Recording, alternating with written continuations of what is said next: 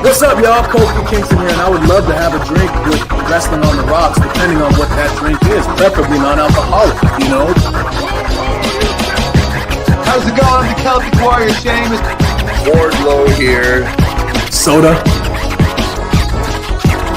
I would love to have a drink with Wrestling on the Rocks. I would love to have a drink with Wrestling on the Rocks. Maple syrup. I would never have a drink with Wrestling on the Rocks. Welcome to my birthday! And welcome to the dive bar of the IWC for a brand new episode 1 again! It's time for a drink with your drinking buddies right here on Wrestling on the Rocks, where every show is our first show and every day is my birthday! Now here's your host, the coercive Ms. Amanda Jane. Well, thanks, Marv. I am the coercive one, yes. And the coercive one was very coercive this weekend. But welcome to another episode 1 of Wrestling on the Rocks. I'm Ms. Amanda Jane, as you know. And of course, besides Birthday Marv, I've got our good old buddy, old pal, Ref Marsh, with us. Well, Ayo. Hello, Ayo. Ayo. I'm still so jealous of that Fatu jersey. I should have. Next time there's a 25% off sale, I'm gonna have to buy it. I got it because my birthday, my dad sent me basically like $100 just out of the blue. You're just like, here's $100, get something cool. Mm-hmm. And I was all like, you know what's $100 on WB stuff right now? And it only worked because not only did it have a discount, but when I was looking at it and going like telling producer lady, I was like, I think I'm gonna get this Fatu jersey. Like I want it so fucking bad, and it's too expensive otherwise, and it's kind of found money, right? Yeah. She goes, well, as a vet, which we've covered before, she goes, Fanatics is constantly sending me things that I get discounts through them. She goes, let me set up my account. She goes, she figures it out. She got like 30% off on the son of a bitch. Wow. I was like, what? So shipping was free and some off. So I want to say it was about 80, including shipping. Whoa. And I was like, well, holy shit. Whoa. So for me, it was a huge fucking win. That is a huge fucking win. And it's like probably my favorite thing that came out of my birthday, apart from we got tickets to go see Weird Al And we Okay. got to see Weird Al just last month. He came through. My birthday long in July, but my two big gifts were here's tickets to Weird Al in September, and fucking here's money to buy that Fatu jersey. There you Fatu. Yeah, I mean. Not in me. Yep. Anyway.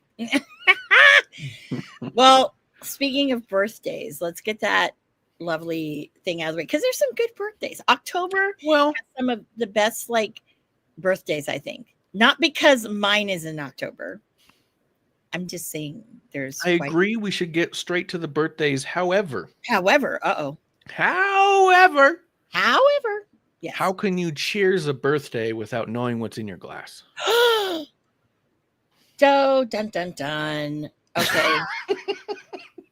Damn, it's episode 1. God damn it! I got real excited because it's October and I felt like we were on fire for an episode 2, but we ain't. Sir, you know what we were, but this is just a little blip in the matrix. I mean, if I had started doing it, then yes.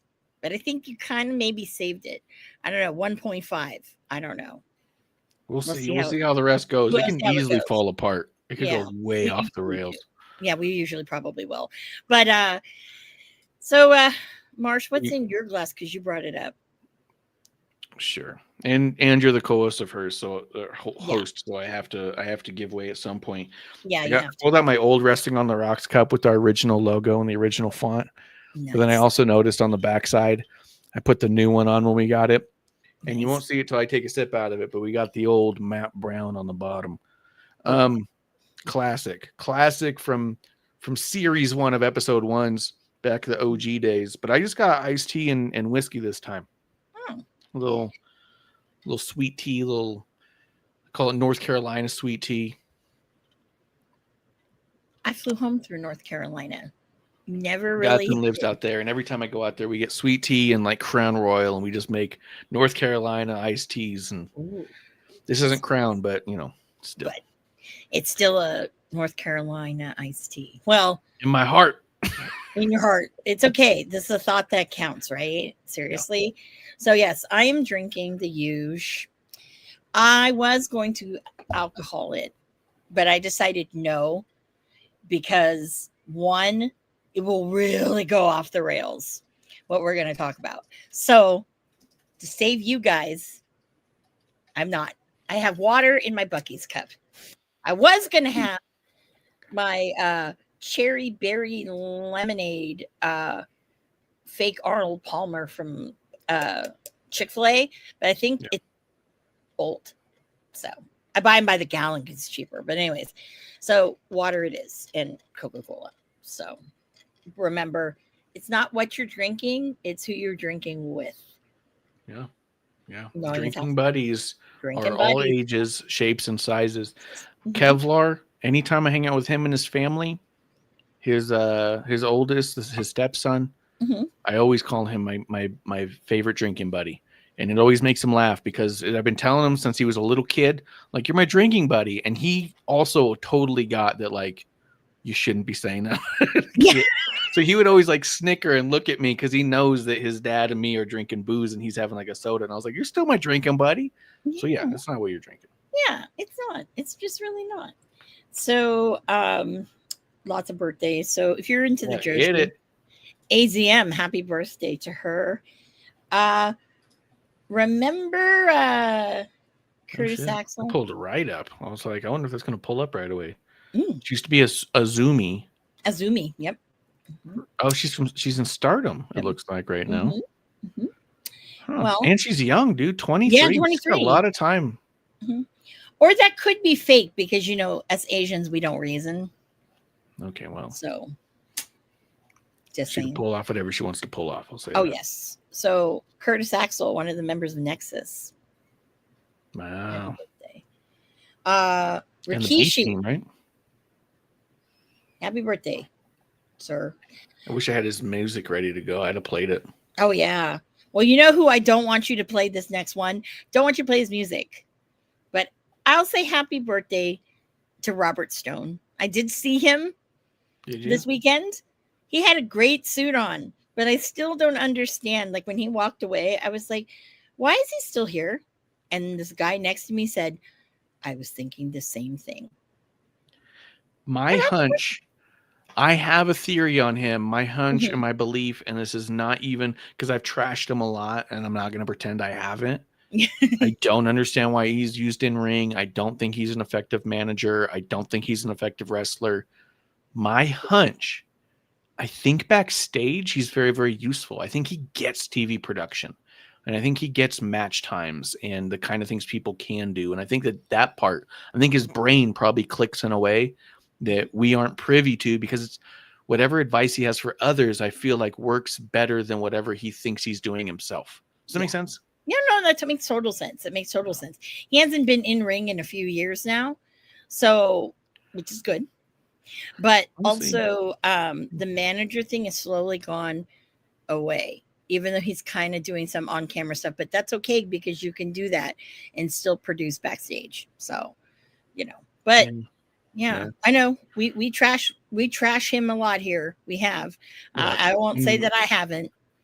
And we always try to tell people, like, a lot of people try to take a lot of shit way too personal. We're not talking about people as people most of the time. We're talking about characters on TV and how it's clicking. And don't fucking invest your emotions in how idiots like us who drink and talk shit on YouTube think. Like, yo, dude, my opinion doesn't matter. Like, if I meet these people and they were upset about it, I'd be like, yo, you took it too seriously. Like, no, I don't matter. What are you talking about? Like, we're just goofing and fucking having fun with our friends and same way you are. And I feel like that every one of them who gets upset, because I see it all the time online, they get upset at people who say something critical online. And I'm like, how do you not, as a person who's on TV, not just fucking, you have the last laugh. You already won. You're already there. We're talking about you because you're already elevated. You already have figures. You already have shirts. You already have merch. You already have a house you paid for because of this. Fucking let us talk our dumb shit and move on, and don't worry about it. Like, it's not meant to hurt your feelings, and it shouldn't. It super shouldn't. Yeah, I don't think, and this is a great example, I don't think that it hurts Ricky Stark Saint's feelings when I said he has big ears and looks like Baby New Year. I don't think that that's a little personal. A little personal. That's not exactly what you're seeing on TV. That's not a character decision he made. Well, when he wears those big earrings, those big earrings that make them look even bigger, that's a character decision. Okay, you cannot tell me otherwise. So sorry, and but I'm just saying. I'm just saying. I've been I am critical about my favorites too, which you always should be, because nobody's perfect. Anyways. Yeah. If you can't acknowledge when someone's flubbing and still respect them and love them, then you're not watching what they're doing. You're just accepting whatever it is. Exactly. So Lainey Reed trying to get into Fatal Influence. Happy birthday. Oh, yeah, I guess. Yeah, just saying. One that whole Samoan, let's be related to everybody. If he was alive, happy birthday, Yokozuna. Oof.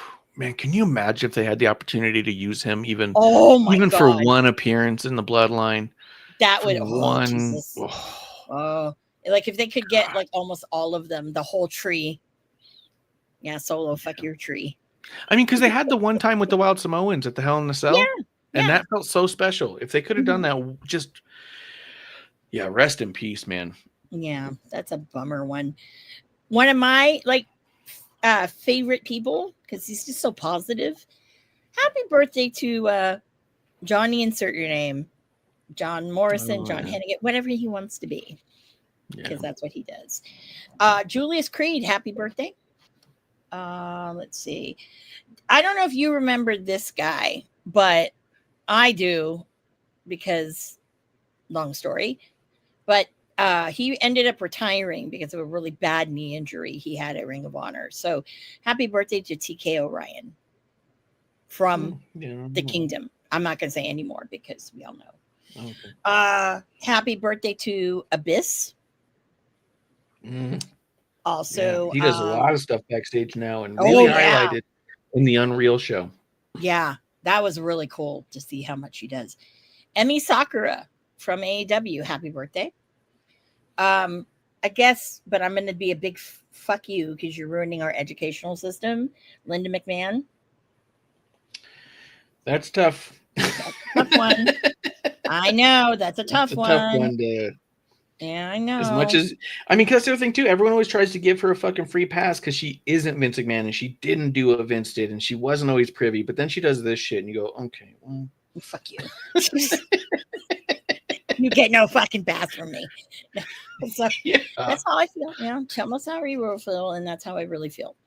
So, don't know if you remember Alex Gracia. She was on AEW for a little bit. Happy birthday. One of my favorite people, and I wish he would come back, but he had a lot of wasn't it Alex Garcia? No, it's Gracia. Really? It's spelled Gracia. She was pink, right? Yeah. Yeah. Oh, it he is. Was Gracia. dating Scorpio Sky for a long time. Mm-hmm. I did not realize that. I did enjoy her the times I saw her. I thought she had a lot of promise. She's really good. She's really good. A lot of promise. But this next person, I really wish he'd come back, but unfortunately, he battles a lot of demons. I personally am a person that, you can forgive, and that's a person that we can forgive. Jake Atlas. Happy birthday. Oh yeah, he had such a beautiful an up and down. And man, right when he was clicking, he was really clicking. Yeah. That was a real bummer. That was a sad one. It's demons, and he's always had that. So, hopefully, one day he can battle that and come back, because he had some really epic matches with a lot of people right now that are, on TV, and it's just kind of a shame. So, but we miss you out there. I miss you. So, another birthday of someone that I freaking love, Joaquin Wilde. Yes, he's so good. Yes. Oh my God. Even as DJZ, I miss doing that. And his entrance gear, so fucking cool. He's great. Love him. Such a nice dude. He was really cool to me when I met him backstage at a Sam Roberts show where it was him and Escobar. And man, he chopped it up with me for like 10 or 15 minutes before I was like, dude, you should be probably mingling. He goes, oh yeah. And he was so fucking chill. Yeah. So God, cool. He's been following me for the longest time. Like every once in a while, he'll randomly slide into DMs to say, yo, hey. If Bruno San Martino would be around, it would be his birthday this week. No kidding. Yeah. Look what I have here. What do you have here? I can't see. Brought it up. I know. Well, now you're going to have to wait even. It's right here within arm's reach. Oh. Because I haven't figured out a way to display it just yet, but Kevlar got this for me a while back for, I believe it was a Christmas. And it was the old school winged eagle, but it's the plastic one for the kids, the velvet one. Or not the velvet one, the Velcro one. And it's signed by Bruno. Nice. And I was like, that's cool. I know he never actually held this version of the title, but like that old school with Bruno San Martino signature. I was like, it's so fucking cool. Oh yeah, and there's a picture of him signing it on the back. But like, really cool. I look at it every day and think I got to figure out a way to display it. But oh yeah, that's so cool. That is happy birthday to the living legend. There you go. There you go. So he's celebrating his birthday. So rest in power, sir. Clark Connors from the Bullet Club War Dogs. Happy birthday. Dixie Carter. Happy birthday. Demolition Smash. Happy birthday.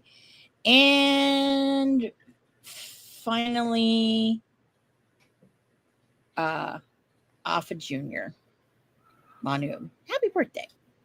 And those are the birthdays. So if you know a wrestler who's celebrating a birthday, you know what to do. Yeah, for sure. You know what to do. Yes. Wrestler or ref, announcer that might be, kind of, well known. I think, there's certain people that should be acknowledged. Yeah. Like Sam Roberts.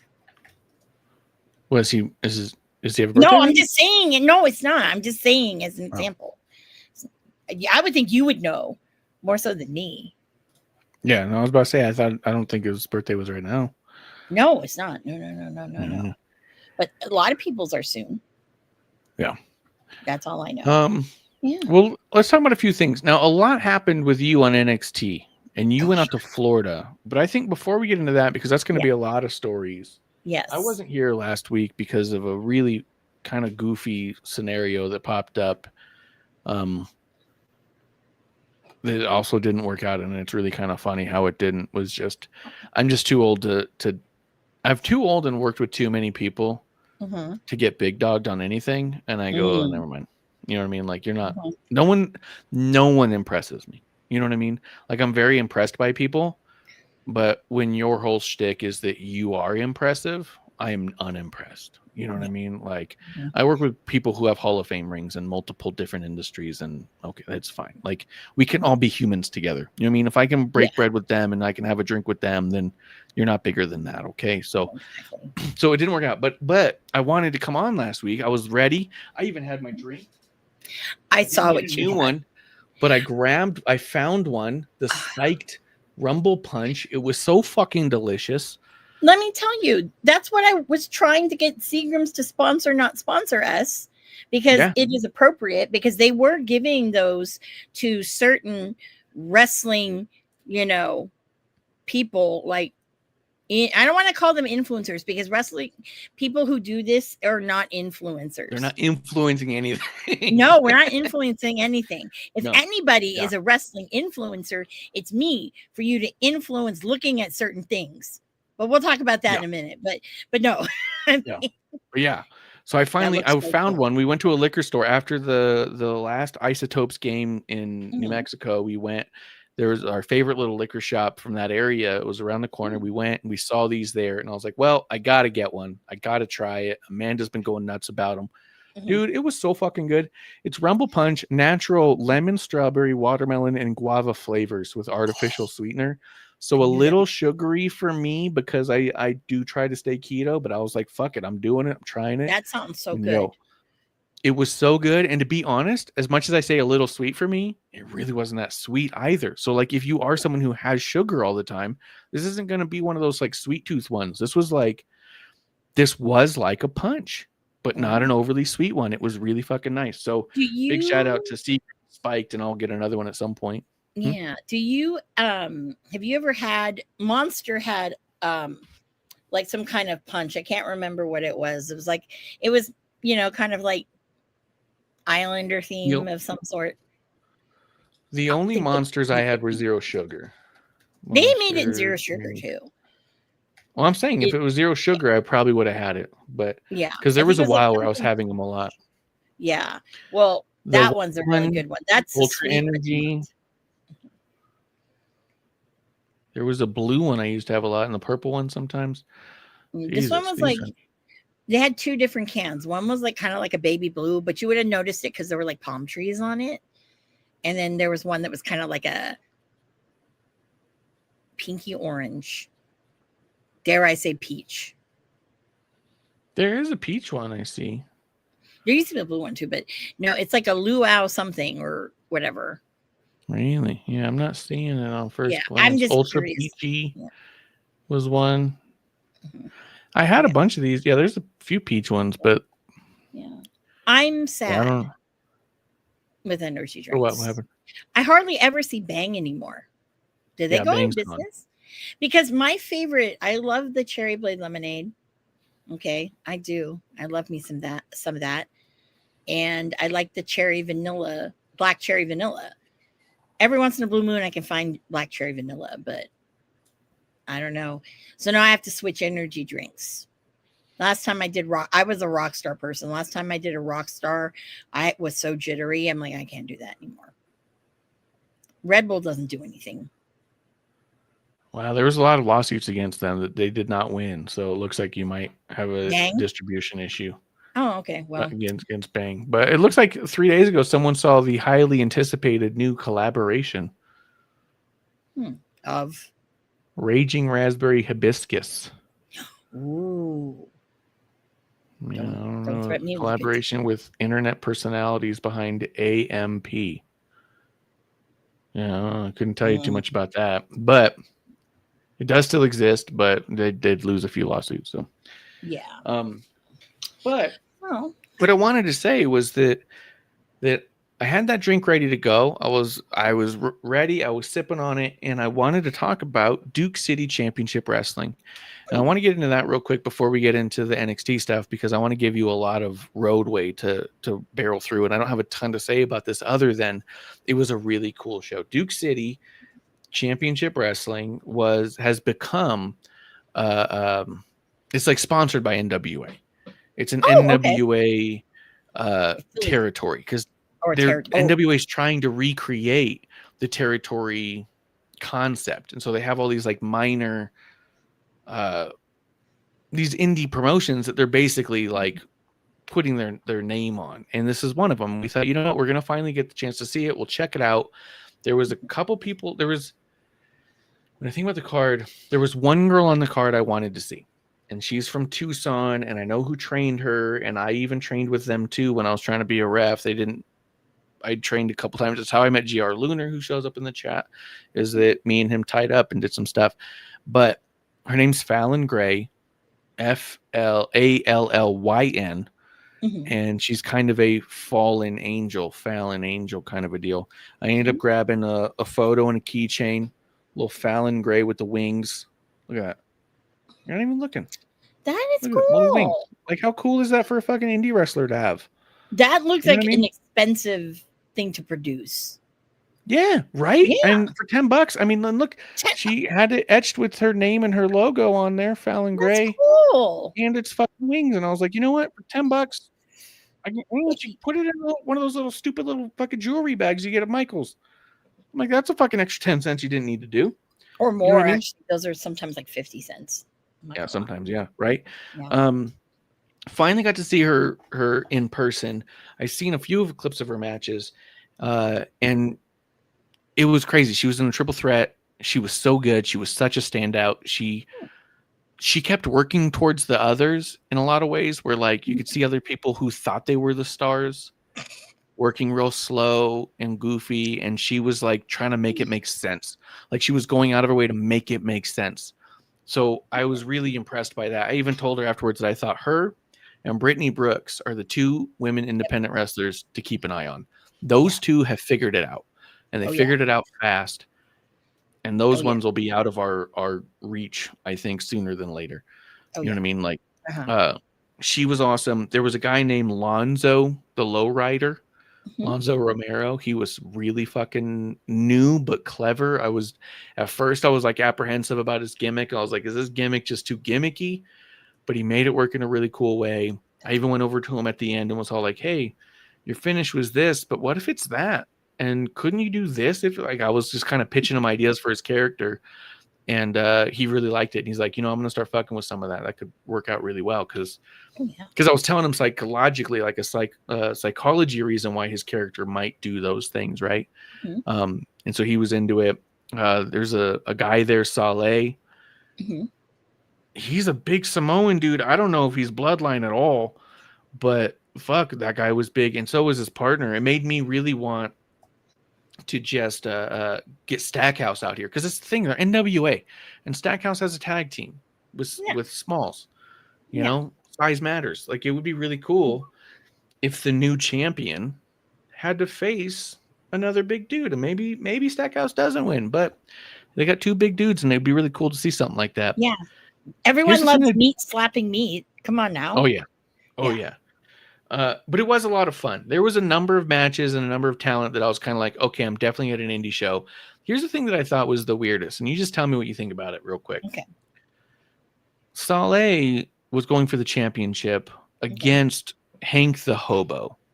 And Hank the Hobo is exactly what you think that gimmick is. Okay. So much so that he comes out drinking a tall boy in a brown bag and eating a McDonald's sandwich. Saleh comes out with a woman manager, and she's actually in Power Slap. Like, she's a legitimate badass.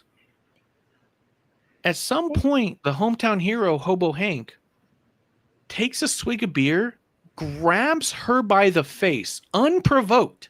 She's just standing there. He walks over to her, grabs her by the hair, and spits his beer in her face.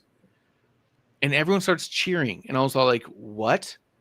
That was an asshole thing to do. And then he like shoves her on the ground and goes back to work on Saleh, right? Mm-hmm. The other thing is that at some point, someone comes out to help Saleh, supposed to cheat, right? Mm-hmm. The woman manager gets on the apron, and an official from the back runs out and grabs her physically and yanks her down to the ground. And I'm like, what the fuck is happening?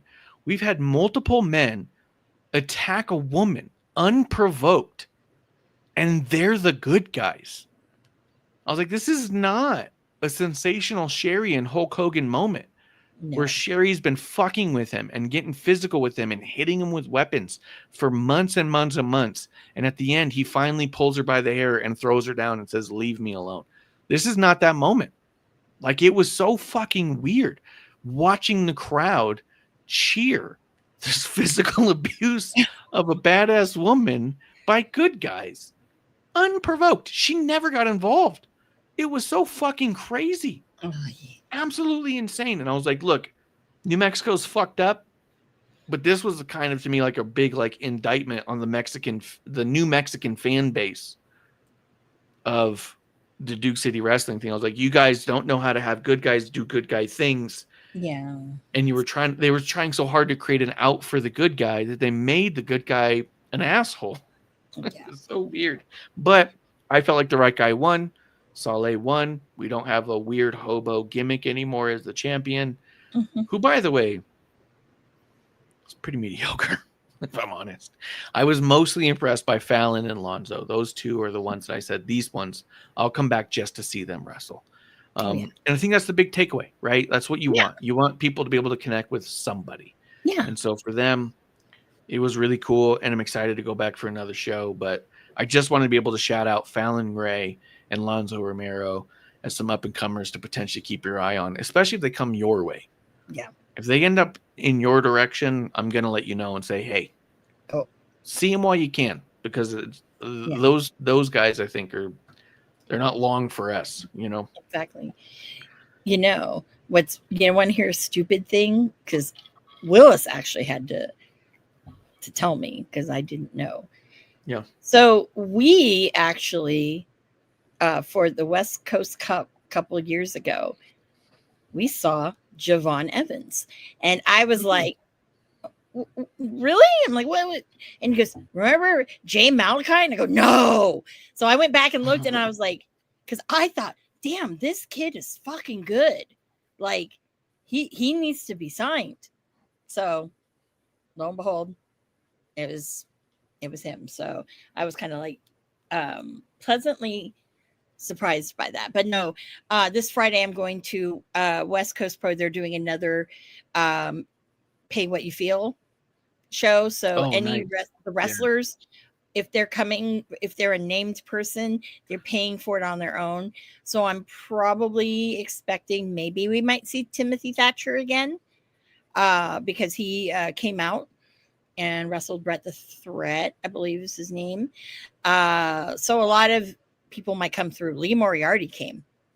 So I wouldn't be surprised if Lee comes back again, because Lee loves himself some West Coast Pro. And I was very fortunate to see Lee a lot. Who we probably will not see ever, Daniel Garcia. But you know what? I could care less, because I didn't really care for him. So just as my opinion. But yeah, so before I go on, are you getting any of the new Ricky card? No, because you got some, and I feel like that I was going to trade you one of my Jacobs for the other one. We still got to get these Robinsons and these Jacobs signed. We got to get those Ricky signed, and we got to start flipping these things. Now Ricky has another one. I have to have it because, definitely because I was there. But I'm on eBay now, and people are already saying, oh yeah, pre-sale, card one way. I'm like, how do you know that you're going to get one of these like rare ones? All I know is this is because everybody fucking loves the guy now, Mhm. kind of. I don't know. That I'm probably not going to get a special one. I should, god damn it. I should, because I think I'm the Yeah. only one who fucking really is like, but yeah, I deserve one. Anyways, I went all that Yeah. way. All that way. It's going to be interesting to see how those come out, because last time you ended up with some extra ones. Like I only got one. Well, I only got one. So I have 5 blanks, and then they gave me an extra one because obviously I got the special one. The one of the ones that was one of 25. Yeah. And yeah. And I thought it was significant because of the fact that it was card number 18 of 25, and he signed on the 18th. But that's nice. Me being That's dumb. Mm-hmm. So, okay. Well, I don't know where should we begin? Well, you went to Florida. I went to Florida. So, as most of you guys might have known on episode 1, I had a little adventure to Florida. Because why? Well, let's face it. Had a feeling that Ricky was going to win the NXT title at No Mercy. Mhm. Of course, the Tuesday before was very stressful because of all the shenanigans of that double, the title for the NXT and the TNA championship. And I'm like, oh God, no. Because if whoever gets both, it's going to screw Ricky, because guess what? TNA is going to come over and do something. Right? Yeah, what happened with that match? They were supposed to unify those titles. What happened? No. So here's what happened. So what happened was that whole episode you saw, they were showing different TNA people on the show, like backstage or like in the crowd or whatever. But then during the match, Mike Santana comes out and was going to join some commentary like midway through the match. And then Trick decides to come over there, like, what the, like getting in his face and whatever. So then they start fighting. And then all of a sudden, the locker rooms poured out. Men, women. If there were midgets, there were midgets, but there weren't. They all came out and were fighting. And I'm thinking, this is great because it's a DQ. It's going to end it in a DQ. So next thing, they didn't show it on the regular TV, but another camera caught this and they had it on social media, where all of a sudden everyone's fighting. And then Ricky comes over, his head's kind of tilt looking at the belt like, kind of like how I look at his bum. Head tilted. And he goes up to the belt. And then all of a sudden Oba comes over, snatches the belt.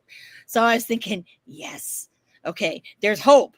There's hope, because had those belts, someone had both, Ricky would not be the champion. And I would have been I wasted so much money. So how did they get out of somebody having the championship? It was a no DQ. So Trick retained. It was a DQ, excuse me. So Trick retained. And Oba. So did Oba. Hey, Shawn Michaels, talk to him. Don't talk to me. But all I know is this: thank you, Shawn Michaels, because I was praying, I was shitting bricks. I was just like, oh my God. And people were worried. I mean, Bishop even said, I was really worried for you there. And I go, oh my God, because I did not want to watch it because I didn't want it spoiled and whatnot. And then when I saw it live, I was like, yeah. My heart stopped for just a second. Yeah, that's crazy. Because I'm like, damn. Because as you know, TKO, okay, they think we all have money. So this is true. They think we have infinite money. Infinite money. So now an NXT show, PLE, which you can still get on Peacock for free. Yeah. There you go. That's how I was able to see the Ricky match. There you go. Is where it's like, okay, well, that's the only way you can see it. But I don't know with Stand and Deliver how much the prices were originally, because I did not have a ticket. So I ended up having to buy it on the black market. And so it ended up I'm doing it closer to the show, and I got my ticket, right? So way less than what I paid. Yes, I was front row hard cam. Yeah, And I there's saw some, you. yes. If you didn't see me, you're blind. You But weren't looking. yeah, you weren't looking. You weren't looking hard enough. You weren't looking hard enough. But one of the things that kind of struck me with it is you're paying these absorbent amount of prices and you get nothing. There's no chair, which I don't care about the chair, right? Let's be real. I don't care. But you would think that certain seats would give them the poster. It doesn't have to be the autographed one, but give people the poster, Yeah. something, some random autographed 8x10 from Dark State or something, right? Right. No. Yeah. Yeah. A lot of those ringside packages come with like no meet and greet, but they will come with a signed 8x10 of somebody. Yeah. And that's not nothing, and it's not anything crazy. It's not hard to do. No, You know but this wasn't even a package like that. This was just a fucking ticket. A fucking ticket. You shouldn't have to spend the extra package to get a fucking 8x10. I know, exactly. Especially some of these tickets. They were just showing some of these other tickets for some of these shows coming up. I want to say Survivor Series. It's like $6,000. Yeah. For some of these. 7 kind of like was front row. Yeah. Yeah. But I'm not sitting there. I'm waiting for it to go down in price, and it's slowly starting to. Which, in case, I'll get to it in a little bit later. But the coolest thing, though, is there was a lady. She was really awesome. I was talking to her, who, if you did watch a show, she was wearing a pink glittery, like sequin jacket, and on the back, she's a total Lola Vice girl. She had her logo on the back, and it was like neon lit. It was badass. It was so badass. But you know what she did? She came from Ohio. She made friendship bracelets, right? And she had almost every single NXT person and other little phrases, right? She even had some refs in there too, because I saw the Eddie Rango one, which was kind of cool. I know where you're going. Oh shit. Okay. So I was like, it's cool. And then when I realized, when she said, oh, there's all the different names, I go, I know you have to have Ricky. She goes, I know, I made one. And so it took her a while to find it. And just here it is. So what's cool is, I know you can't really see it, but it's Saints. And it's you're going to see it. Hold on. It's coming up. Oh my God. How? Isn't that cool? Where the fuck did it? Here it is. Here we go. I had a picture. I sent you a picture. I know. I'm putting it up right now. All right.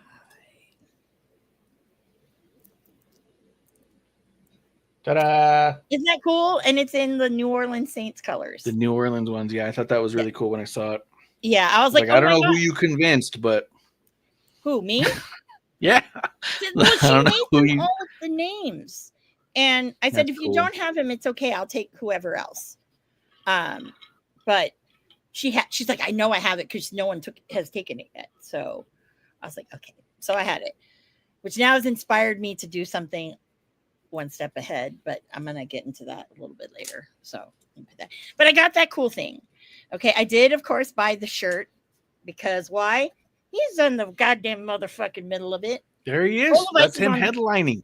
Yeah. Headlining. And Lola Vice is on top because she's from fucking Miami. Okay. So, no offense taken. I mean, honestly, I almost thought because she was from Miami, they might have had the women main event.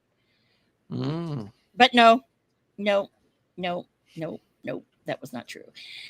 So we all know, and I'm prefacing this because I had a fucking stupid fucking troll with no fucking avatar come at me and say, you were told that he was going to win. That's why you went.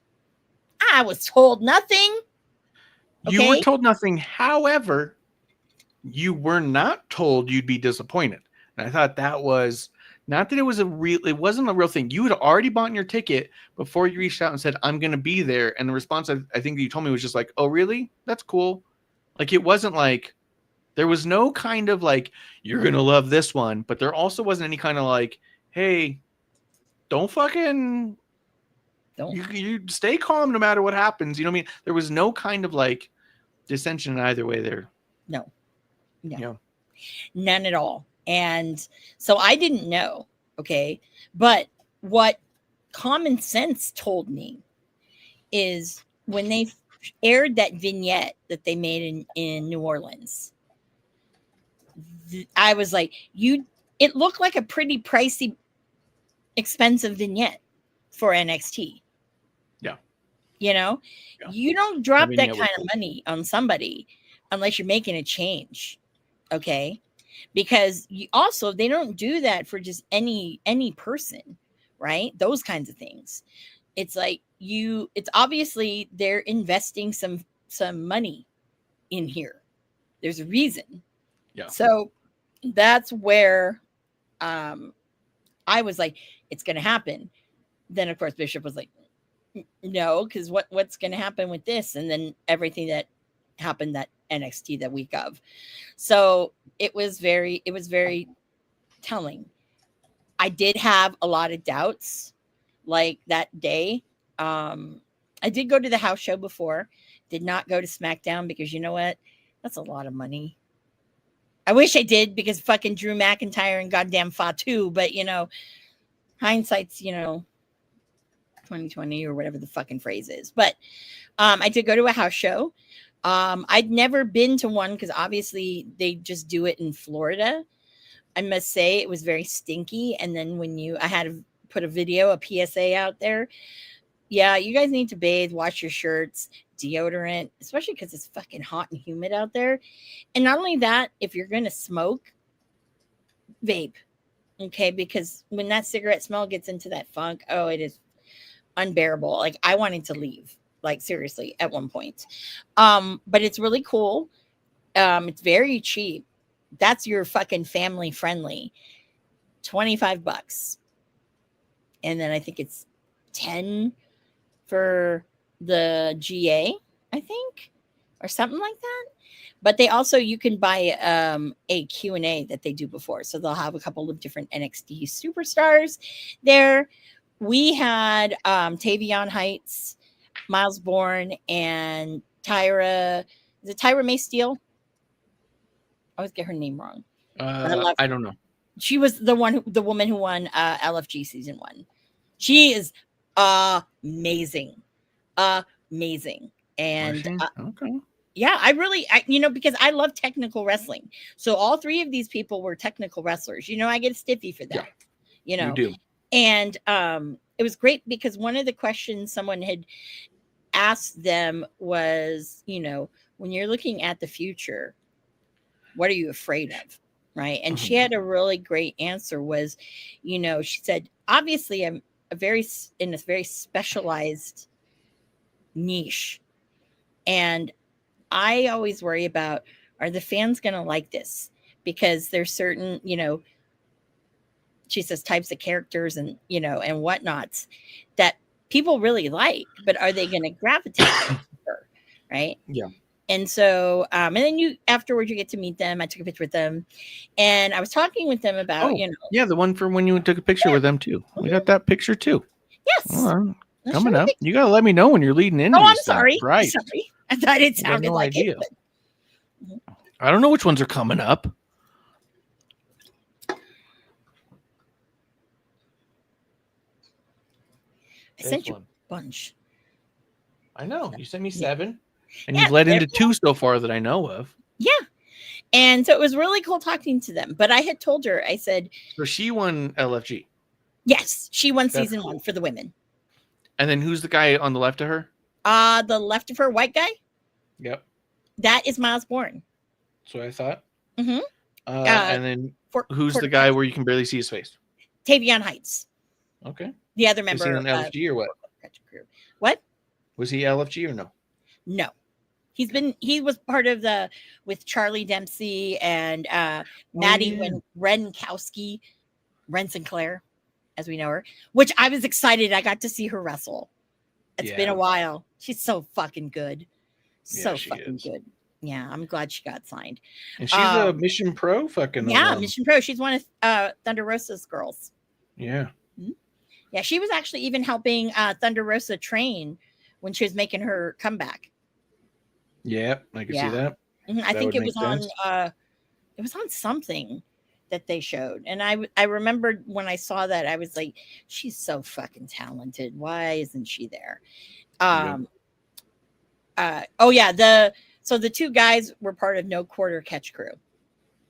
Yep. So, Yeah. Now it's just only Ren and Charlie Dempsey. But the nice thing is that they're really, with NXT, as much as we're like, oh, it's kind of shitty, I'm going to give them some props because they're really getting into something different. And there's a lot of technical wrestling. And I will say that at that house show, we saw about 3 of the matches were technical type of wrestling. Like catch style and stuff? Yeah, like catch style. Okay, yeah, because that's your thing. Yeah, that's my thing. So, and then Tyra May was her opponent. She was wrestling, same thing. It was the same thing. And I was like, I told her, I said, here's the thing. I said, you shouldn't have to worry about what people are going to think, because you know what? They're always going to say, because she won an Olympic gold medal for Greco-Roman wrestling. Greco-Roman wrestling in the Olympics. I don't know which year of the Olympics. I can't remember, but they're always going to talk about it. And I said, that's your strength right there. Yeah. You got to use that. You got to use it. But the thing is that very few women do that technical wrestling style. Yep. Well, I said, right now there's really only one. And I'm like, she isn't really the greatest. And they were like, oh, who? I go, I'm not saying. But then she came in and she's like, girl, who is it? And I told her, Deanna. But I said, yeah, Deanna tries, but yeah, I agree with you on that. Yeah, I don't think she's the greatest. You got Natty out there doing the living legend shit or Loki legend stuff. I told that Loki Legends is great. Mm-hmm. Yeah, I said, lean on Natty. Masha Slamovich. I know that she's in a lot of fucking shit right now. She's a good technical. Yeah, she might never come back, but she's never gonna come back. But she's good at the technical stuff too. She is. But Queen Aminata, another one. Trisha Dora. So there's a lot of really great women that do that. And I said, because that first of all, the Olympic story is inspiring to any girl, regardless of color and whatnot, because that's a badass. And I think when I grew up, there weren't a lot of badass women, that were kind of positive. So I said, so the badass women that I had, because I said I loved Sensational Sherry. Fucking yeah. Who would she beat up all the dudes? That's fucking badass. Miss Elizabeth, I'm like, yeah, you're wearing a prom dress. Okay, whoop-de-doo. So and I mean, outside of that, I would say Sherry and Medusa would be the only other two. Yeah. And then I did watch Glow. Bull Nakano and Medusa, I meant. Yeah, Bull Nakano. I did watch Glow, so there were some pretty cool women in Glow. Yeah. That I remember. There was. Mountain Fuji was one of my favorites. The Polynesian thing. I don't know. There was a couple. So yeah, so that was kind of nice to kind of, to really kind of see. So I said, that's your thing, girl. And and you just run with it, because that's going to give you longevity in a career. Because when you start doing these, perfect moonsault, you're going to wreck your joints, And I said, most of the people nowadays who have longevity in their career do some sort of technical wrestling. Yeah, because they can take it to the ground and make the fans care. Absolutely. And I told her, I said, you should try to get in on the blood sport stuff. That would be great. Or even do, if somehow you could do Natty, one of the low-key legends matches with Natty. That would be fire. I said, that would be great. I said, then that would really, cement it. Because if you get that seal of approval from Natty, shit, sky's the limit, on that one. So definitely, that was really, really cool stuff. And I was so excited that I saw fucking Wesley. It had been forever since I'd actually seen him. So I Yeah. was so excited about that. He was like, holy shit. I'm like, oh, right. Did he recognize you when he saw you? I he mean, you're not did. hard to remember. No. I'll be honest He with was you. like, holy shit, Amanda. And I'm like, I can't call you Wesley. And he goes, shit. He goes, you don't know me as that. Yeah. So it's kind of cool. Like, what's great with him is he's been really kind of helping to develop people, but he's one too that he needs to move up. But that's the He's question: been is there what's way going to too happen? long, man. Yeah, what's going to happen with him? Now, what I'm waiting for is him and Ricky, because they did not get that chance to really go one-on-one because it ended up being a 4-way. And same with Carl Fredericks. Carl was like, I was like, dude. And Carl told me, he said, you know what? He said he actually had a program with Ricky that was coming up. But he said, you know what? I couldn't wait that long. You know, he says it was after Mania. And he said, you know me. I was already like, nah, that this isn't working. So, and I said, I'm glad he did leave on his own will, which was great. So that's one Did he thing. leave? And I said, well, Where did Carl Fredericks? Did he leave the company? yeah, he asked for his release. Mm-hmm. Damn. Yeah, a lot of people were like, oh, because you're old lady, because you know he's dating Dakota Kai because she was released, and he was like, no, he didn't like the direction of how they were portraying his character in Native American people. It was more like kind of like a joke. Yeah. He was. Yeah, he became Eddie Thorpe, right? Eddie Thorpe. Yep. Yeah. I was like, what does that have to do with anything? So what do you mean? now, What does that have to do with anything? What do you mean? How they're portraying him? That has to do with but everything. like, what is his name? Like, I would think you'd. Oh, what did Eddie Thorpe mean? Yeah, Eddie Thorpe was a weird name. Eddie Thorpe, yeah. So now he's doing his Indian spirit name is Junior Horse, I believe. And he still looks fucking great. Still the BFD. That guy is very fucking talented. And I'm like, sometimes when you have people that are, some will make it, some won't, or some will be all, you know what, you're fucking around with me, forget this. And that happens. So it's not always greener on the other side. Yeah, I mean, you just don't know about how it's going to work with each person. Like we talked about it before. I dug it. I thought that there was a legitimacy that he seemed to bring to it, in a way that, look, like it or not, like I'm sure Obafemi is legitimate in his ways and stuff, but the way he portrays his character does not sit well with me the same way that the other one. But it's also not my place. Like, what the fuck ever. Like, I'm not the one that is meant to be upset by it one way or the other. Yeah. It just doesn't connect with me that way. It doesn't click that way. And I felt that the way Eddie Thorpe was going felt more legitimate than other versions that we had seen of similar concepts, and felt more legitimate than what we get from Oba. I don't get the impression at all that Obafemi would wear grass. You know what I mean? Like the way that he does. Like, that's so fucking weird. Oh boy. Like that shit doesn't, I see that shit and I just go, that's old bullshit, Yeah. And then you see how he dresses when he's not in his ring gear. There's no grass. He's dressing like everyone else with some weird silk shirt and fucking tight pants. That's what I mean. Like, just let him look like how he looks, man. Like, we don't got to fucking do the weird shit. My and thing I felt is, that there was a cool thing that with Eddie Thorpe that they were doing that felt more legitimate. Yeah. And he really celebrated his culture. Now, what I hope with at least Oba is, I hope they don't Apollo Crews him. I know. Because that was pretty bad. That was kind of bad. That's what it feels like to me. I feel like that Obafemi is just Apollo Crews. Mm-hmm. That has a weird walk to the ring. Well, yeah. Almost like he's doing the Ric Flair chop, but not. Yeah. I don't know. But yeah, so that house show was really, really cool. Just a side note, what was great is I got to have foods that I never normally have. So of course there was Sonic, because you have to have sponsored, not sponsored. and there was Culver's. Yeah. Have you never had Culver's? No, I have, just in Okay. Chicago. And it's been a while since I've had Culver's. So I was Okay. excited because their food is good. I'm sorry. You can at me all you want, people, but Culver's is good. Those butter burgers, woo!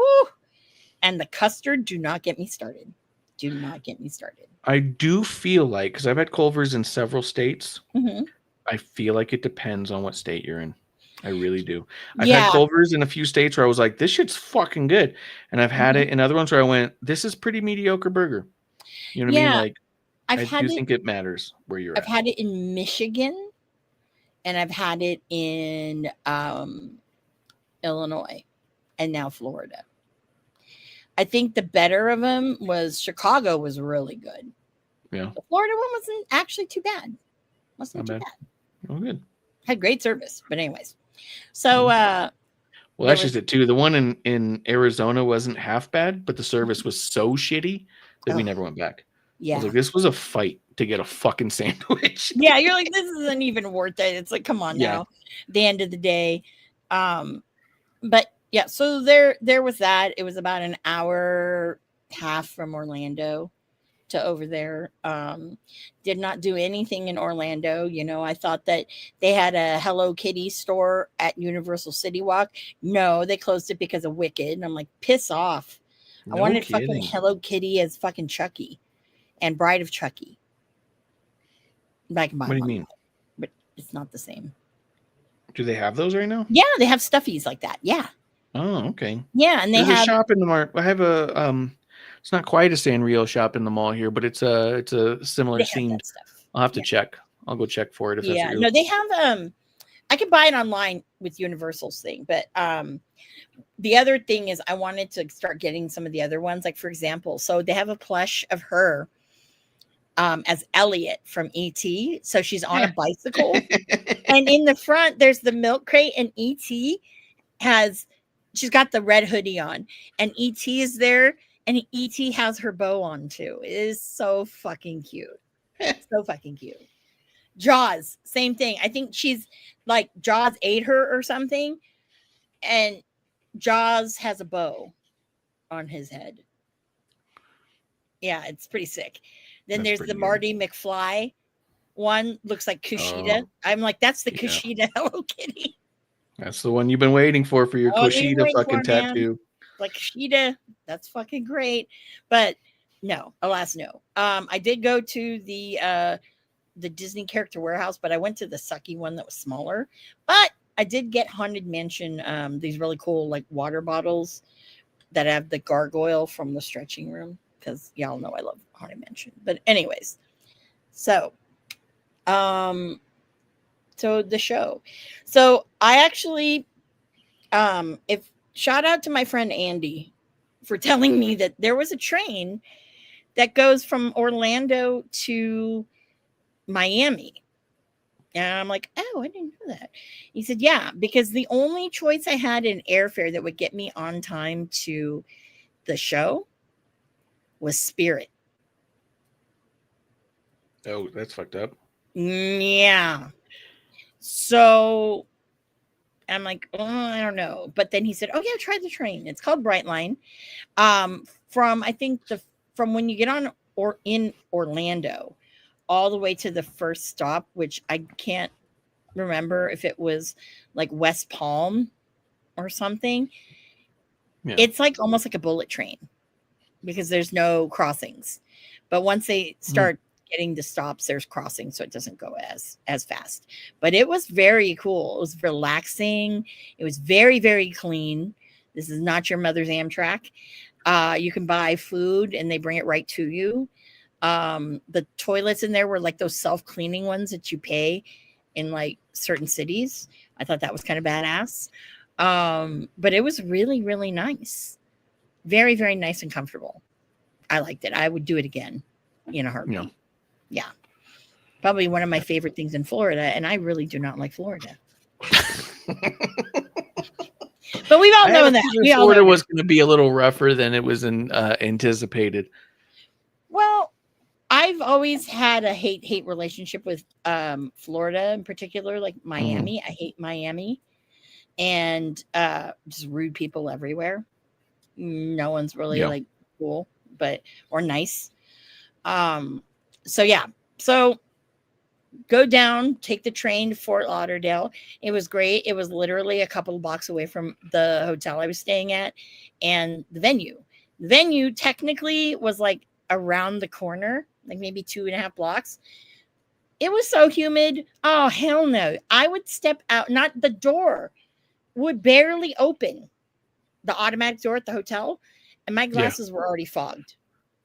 Okay, so I went to go get something to eat, and I was trying to cross the street, but my glasses had fogged up so much I had to take them off and undo them. I didn't realize the light changed, and I almost died. So, moral of the story is, guess what? I went on Lyft. Hey, Justin, thanks for stopping Just time coming through. Yes, you're getting to the juicy part now. Yeah, this is where she's talking all NXT, all Saints Day. If you want a link to jump in and hear it live, you're more than welcome. Yes, I've already been able to give as much as I can. Actually, I did watch the match though, so I'll be able to talk about the match. We'll talk about the match. We'll talk about the match because I have some thoughts on that match. I know you do. Everyone probably does. So the show, I don't know why this was interesting because SeatGeek was that picture you took with, because you haven't talked about some of these pictures. The one you took where someone kind of it looked like they ran up on you. Was that Javon Evans? Yeah, but that was after the show. That was after the show. Yeah. Okay, then we'll talk about that later. Yeah, what's up? That's why. Yeah, that was Javon. Anyways, he remembered that thing because he's like, yeah, I wrestled. He's like, I can't remember who I wrestled the first one. I said, I can't either. And he says, but then I wrestled Starboy Charlie. He's good. I go, yeah, this Charlie needs to get rid of the fucking denim. The fucking overalls thing is so stupid. I know, I hate here's that. The thing. We talked about this when we saw Duke City. There was a few gimmicky things that I was just like, it's so fucking stupid, so gimmicky, so VFW. And you go, but on the indies, you kind of have to do that. Yeah. You gotta have something that's gonna that somebody that corny fans can attach to. You know what I mean? Because there's a lot of us who are just watching you wrestle and are into that. Yeah. But there's a lot of people who go there for corny bullshit, and you kind of have to feed them too. Yeah. I mean, so I get it. I like comedy, but when I was at the NXT house, he'll take a link.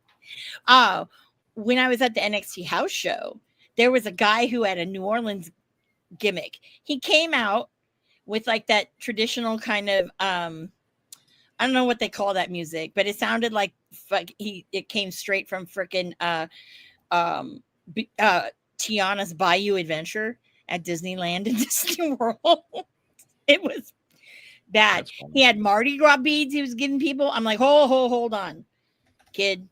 You already have someone who's from New Orleans right now. I think you need to change your gimmick.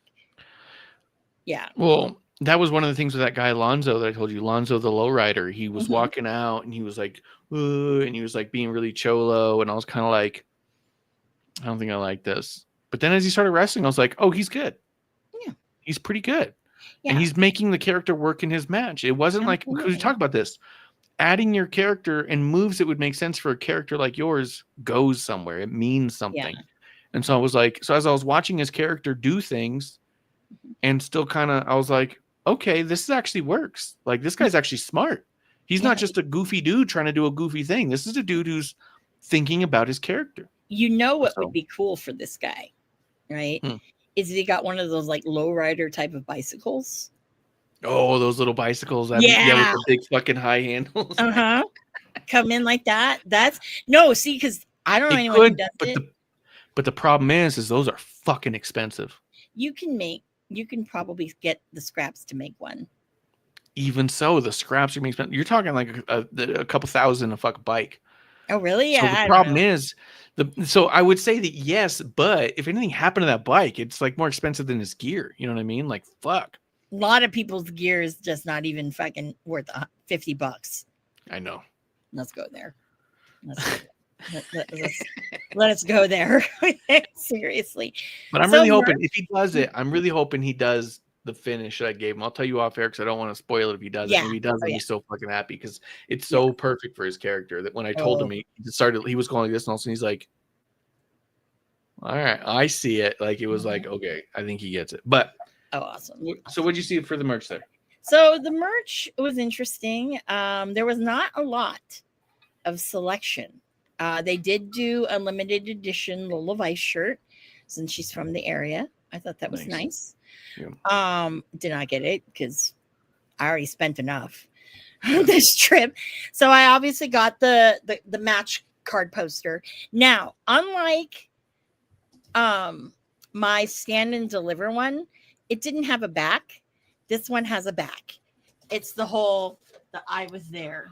Yes, I love those. Like when I get a shirt at a place and it doesn't say I was there, I get annoyed. Oh yeah. Here, do you see it better? No, not at all. You're not facing the camera.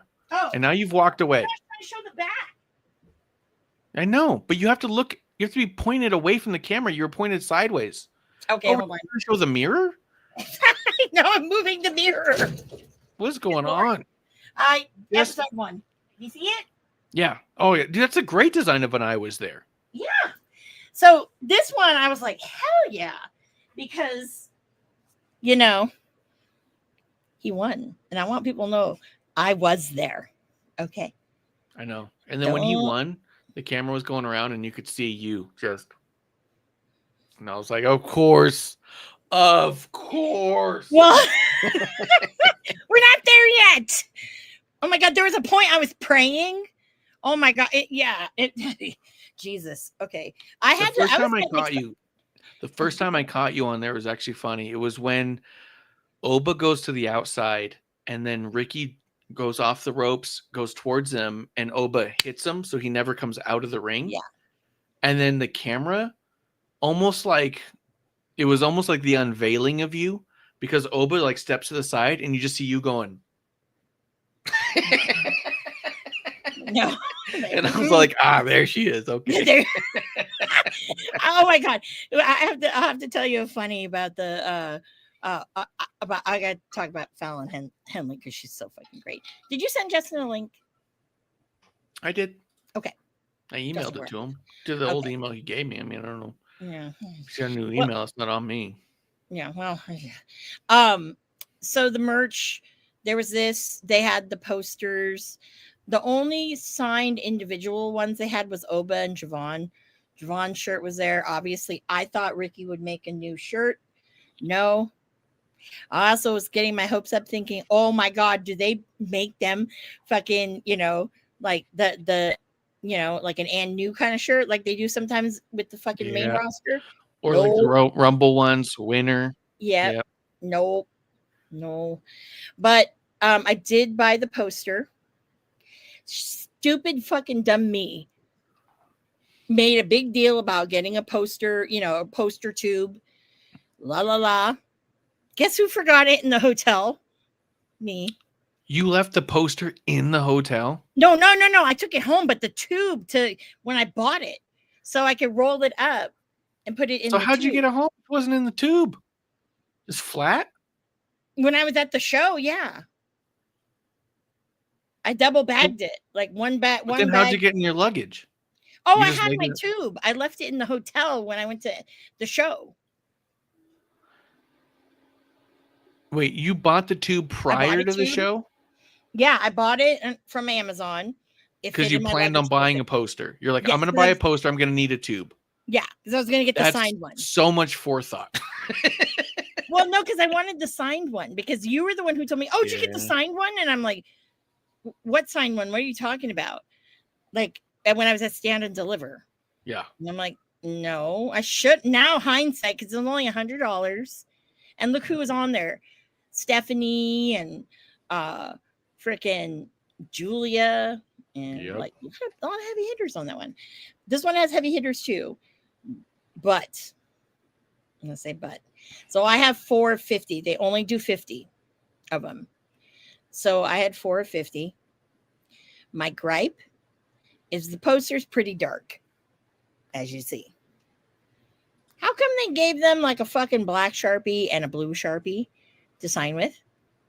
Oh, so they did sign him? They're $100.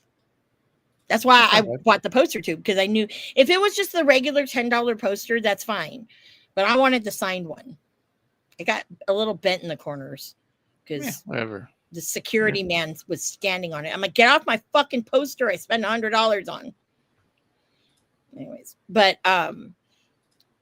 so Ricky signed in blue, and it's actually a beautiful looking Saints, because I know you and I were talking shit about it before, how it doesn't say Saints, it says something else. So now he's obviously getting comfortable with it.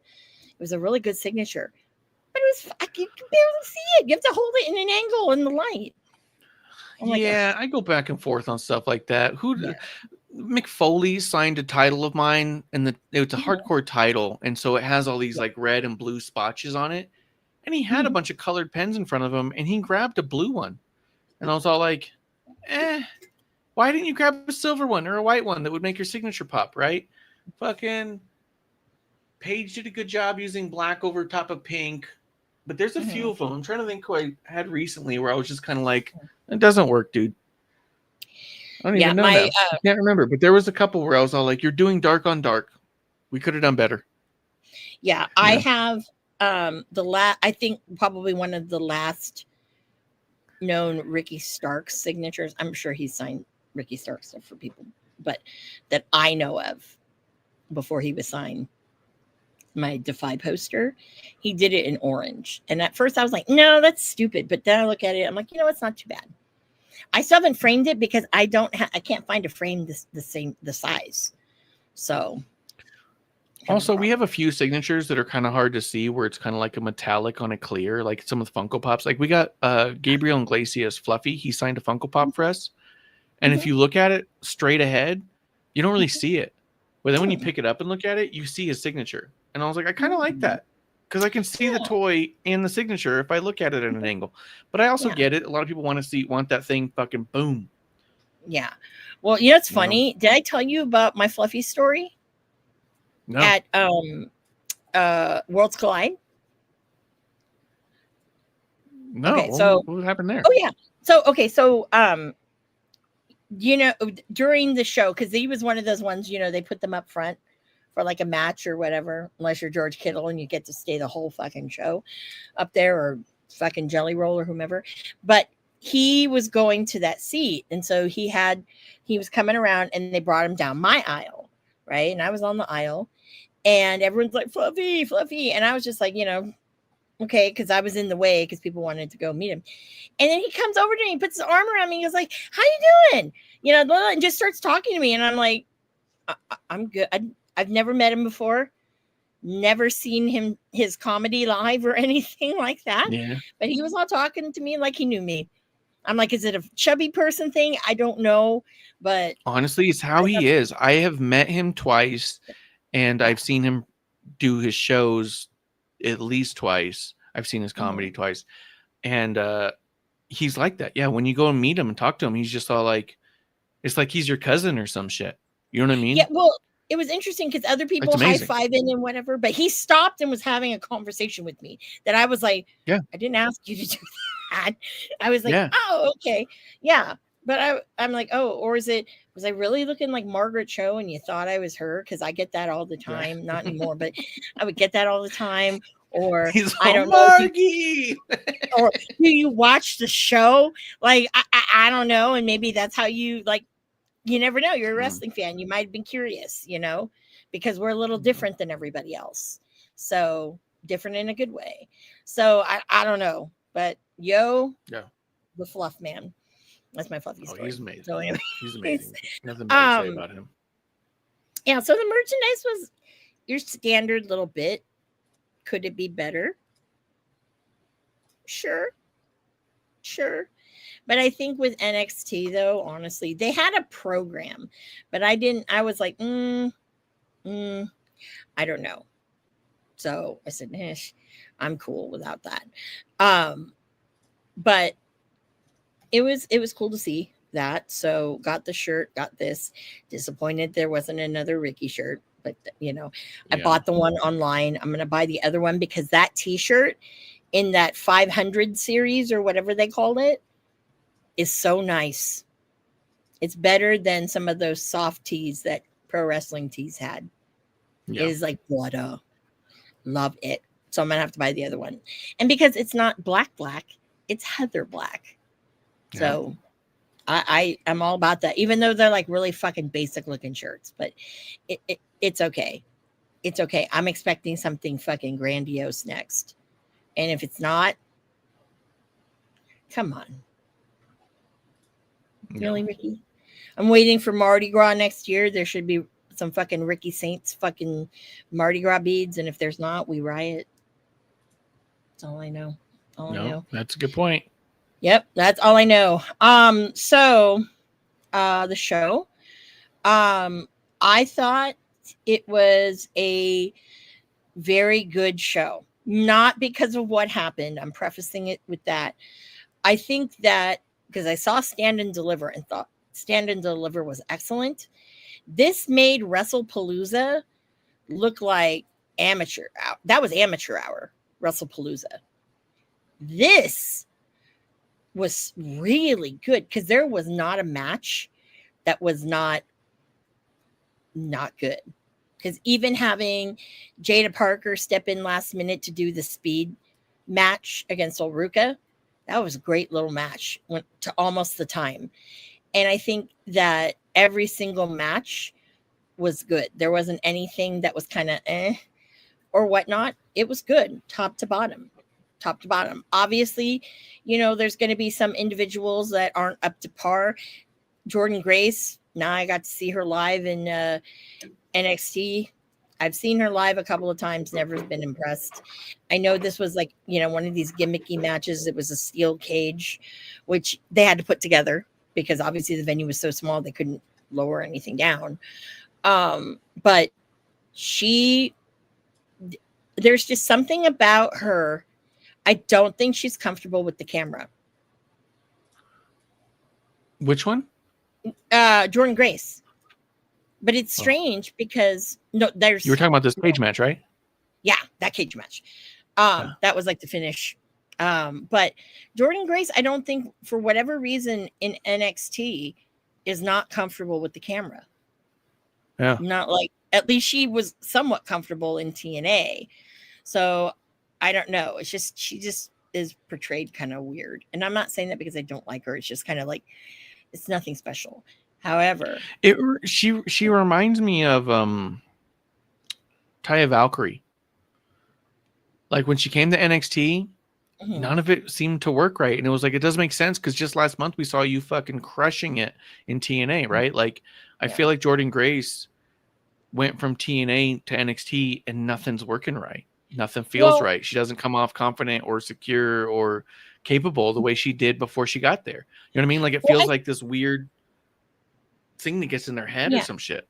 Yeah, I think that with her, when they were having her kind of trickle into like the one Rumble she was in and little bits here and there, it was a great teaser. She looked great. But now it's like, oh, the flaws really, kind of come out of you're kind of green. And I'm sure she's probably sitting there thinking, well, why wasn't I put on the main roster? Because you know what? You and Becky would have a match and it would look like shit. And people would want you fucking gone. Let's go there. Okay. Yeah. That's not for you. She would be on that level of that match with Tiffany and Nia and Jade Cargill. But take out Tiffany. And if it was those three, oh God, that would be rough. I would want my money back. Is what it is. I hope they didn't fire the ref. I doubt it. That's one of those things where it's all like, it's hard to talk about in some ways because it's all like, I get it. I personally feel like count it as a shoot because I feel like that, like, yeah, it's all not how it's supposed to go and all that stuff. But the further and further away we get from moments of reality within this, the harder and harder it is to kind of buy in. And I think the buy-in is so fucking important, right? The ability to watch and kind of forget that we're watching a dance is the reason it makes it so good. So when you have those moments where a ref just saves the finish or saves the match, it just is like the biggest highlighter of it's all fucking phony. and Yeah. none of it matters, and it doesn't actually mean anything. And okay, let me see what they're gonna do. My biggest problem is I think Tiffany won anyways, and she won against Nia anyways. So it's like, let's say the talent said, look, this isn't the finish, but I'm not going to kick out, right? Like, this isn't the decided finish, but this is going to be our finish, because talent can do that. Yeah. Well, then the ref just, to me, that's almost like a ref going to business for themselves, protecting them. Like, they're trying to do right? And I know they don't train them the way they used to, as far as like count it as a shoot. It's this, we can fix it. Whatever we got to do to protect the match, protect the match. But it makes it all look so shitty. And so it's really tough, because then you just go like, I think she was doing what she felt was, everyone was doing what they felt was right. Yeah. Right? Like, no one intentionally tried to have a shitty finish. But if the talent decides, I'm not going to kick out because this is how that match is going to end, then it really wasn't up to the ref to say, well, that's not what we agreed on in the back. You know what I mean? So it's so fucking dicey. And I agree. Jimmy Corderas put out a thing about, hey, be careful about the ref watchers or whatever. I forget how he talked about it, of monitoring the refs in a certain way. And I get it. And I agree with him, because at the end of the day, the refs are trying to do what they can to protect the talent, and the talent should be able to themselves through it. But sometimes they don't, right? And people make mistakes, but it was brutal to watch. It was brutal to see them kind of work themselves through, because at the end of the day, you watch it and you go, all right, so I guess what the fuck ever. It makes it less important to watch the match and more important to check out Instagram to see the winners cards, right? Who won? Yeah. I saw, after WrestlePalooza, I went to Instagram and saw the winner thing with Brock, flipped through it and said, all right, I feel like I saw the show, because they've made it so meaningless to watch the match when you have moments like that. And that's the part that sucks. I think she did what she thought was right. I don't think they should fire Daphne at all. I think she's one of the better refs we have. I think that one of the biggest problems is you have Nia Jax in the ring. And Nia, I think, is a detriment to everybody else in the ring. Nia Jax could easily have been the one to say, I'm not going to kick out because this is the new finish. But the ref didn't know that. So now the ref looks stupid because Nia made a choice without keying in the people involved. And Nia also busted open Jade because she's a fucking idiot. Yeah. There's been nothing redeeming about Nia for quite some time. But real quick, on the opposite side of only redeeming, I do want to bring on our big friend Just in Time 211. I know he's been listening to my rant about refs, because I know he loves my ref rants. Yes. Always. All respect to Jimmy Corderas. He's all respect to Jimmy Corderas, who's the originator of the ref rant. I'm not taking your gimmick, sir. True. But yeah, that was definitely tough to watch, because like I said, it pulls you out of it in such a way that you just go, all right, so what matters? We talk about just that, at that whole point. botch. We're talking about the whole whole botch that botch. happened on Yeah, SmackDown. the botch. Yeah, I went back and I rewatched it, and it's like I have like such a weird. I might probably be the only one that has this certain take on the whole entire thing, but it's like I can't really blame anybody on it, like flat out, because it's like you think about it. Tiffany, really, she's still kind of, she's still got that inexperience. She's only been in like wrestling for like 4 years now, something around that right now. Yeah. So she's still kind of like working it out here and there. Nia is supposed to be the veteran in this whole scenario right now. Jade is basically, still kind of hit and miss to a lot of people right now. And I look at that. I went back and I rewatched the entire thing that led up to it, and you can tell that Tiffany is off. She misses her cue big time. Like she's slow to delay, and then Nia has to force herself to kick out. So I'm like watching that, and then I go, you know how stupid that would be if that's the finish. The finish is literally Tiffany's supposed to come in, basically knock Jade off before the count even happens, and no Nia kicking out, no nothing.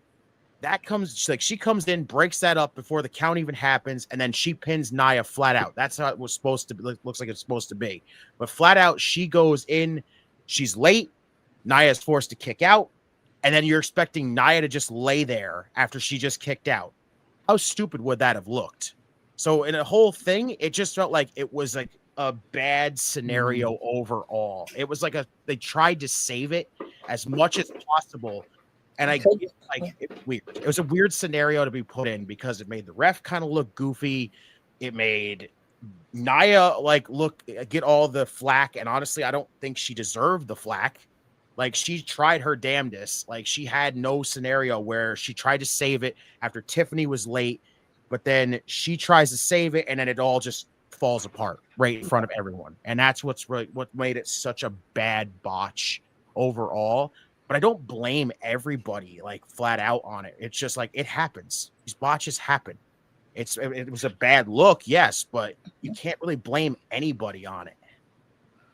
Yeah, no one should take the heat like in the way of should someone get fired or anything like that. But I do think you go back and you watch it with everyone involved and say, what was your actual out? Because really, probably the answer is that Nia should have kicked out, Tiffany should have grabbed Jade and thrown her out, and then Tiffany should have done a moonsault onto Nia, and then that's that. Yeah. But like you said, Tiffany's so new, she doesn't really know how to fucking call those audibles in there. And at the same time, the thing I get nervous about is the referees trying to protect the match, and I get they're supposed to. But if Daphne saw that and it wasn't the agreed upon finish, she might not have counted that one either.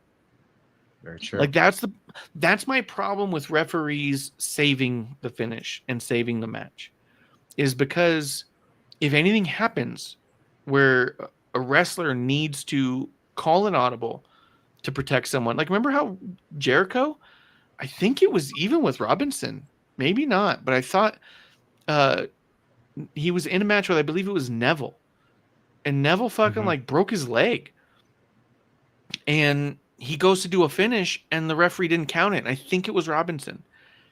And so Jericho gets up and grabs him by the shirt and starts like hitting him. And Robinson's like, what's going on? Like, he's freaking out kind of a deal. Cause it's also like, you can hear when they go back that he's saying, you idiot, he's hurt in the match. And so then Jericho pushes them and then says, disqualify me. Cause he's just trying to get out of the fucking match, you know? Right. And it's kind of like, the guy's hurt, dude. Like, we're done. Like, look, you can protect the finish all you want, but at the end of the day, like, if we're professional, sometimes we have to fix it on the fly, and we need the referee to do what he's supposed to do or do what she's supposed to do. And at the end of the day, it's the talent's responsibility, in my mind, to kick out or not. And it is, to me, in my mind, never the referee's responsibility to protect them or save them or fix it for them. Because 9 times out of 10, in my viewing experience, it never goes right. It always looks like the ref fucked up royally when all they're trying to do is protect these talents and doing what they're doing. And you get why. But it never works out as cleanly as just counting to 3. And I mean, fuck, dude. Kevin Owens became U.S. champion because AJ just didn't fucking kick out.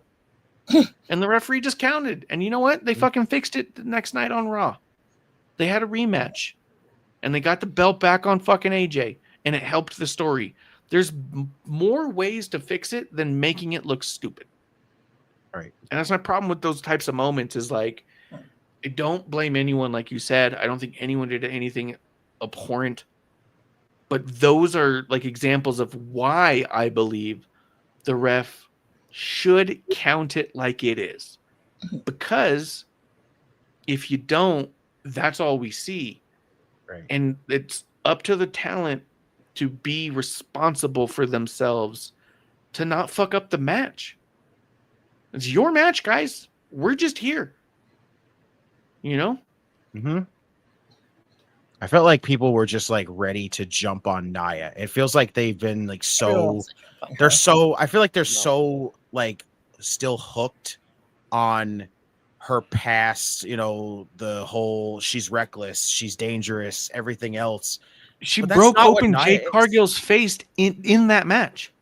I know. And that's, to me, I still feel like I feel like even that still was like I don't think that was intentional. I still feel like that was just to me, it felt like the whole match was rushed. And I feel like they were going so fast in the whole entire thing that it was just a freak accident that happened, and it's one of them like sad, like crazy states where it's like I feel like again people are coming at Nia because they just want to attack Nia. They feel like they've been like they're like watching her with a fine tooth comb just so they could be like, oh, that's the old Nia, that's the old Nia. We can start going after her, and it's like you guys don't have to do that. Nia has not even been that person anymore. This whole run that she's had since she's come back has been a complete different story. She's looked great this whole run, honestly.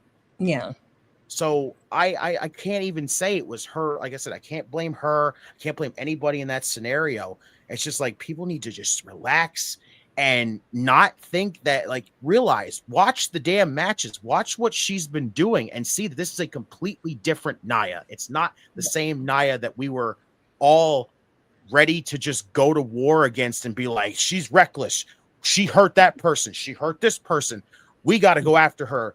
Somebody's got to do something. Like, it's not that freaking bad anymore. It's not that Nia anymore.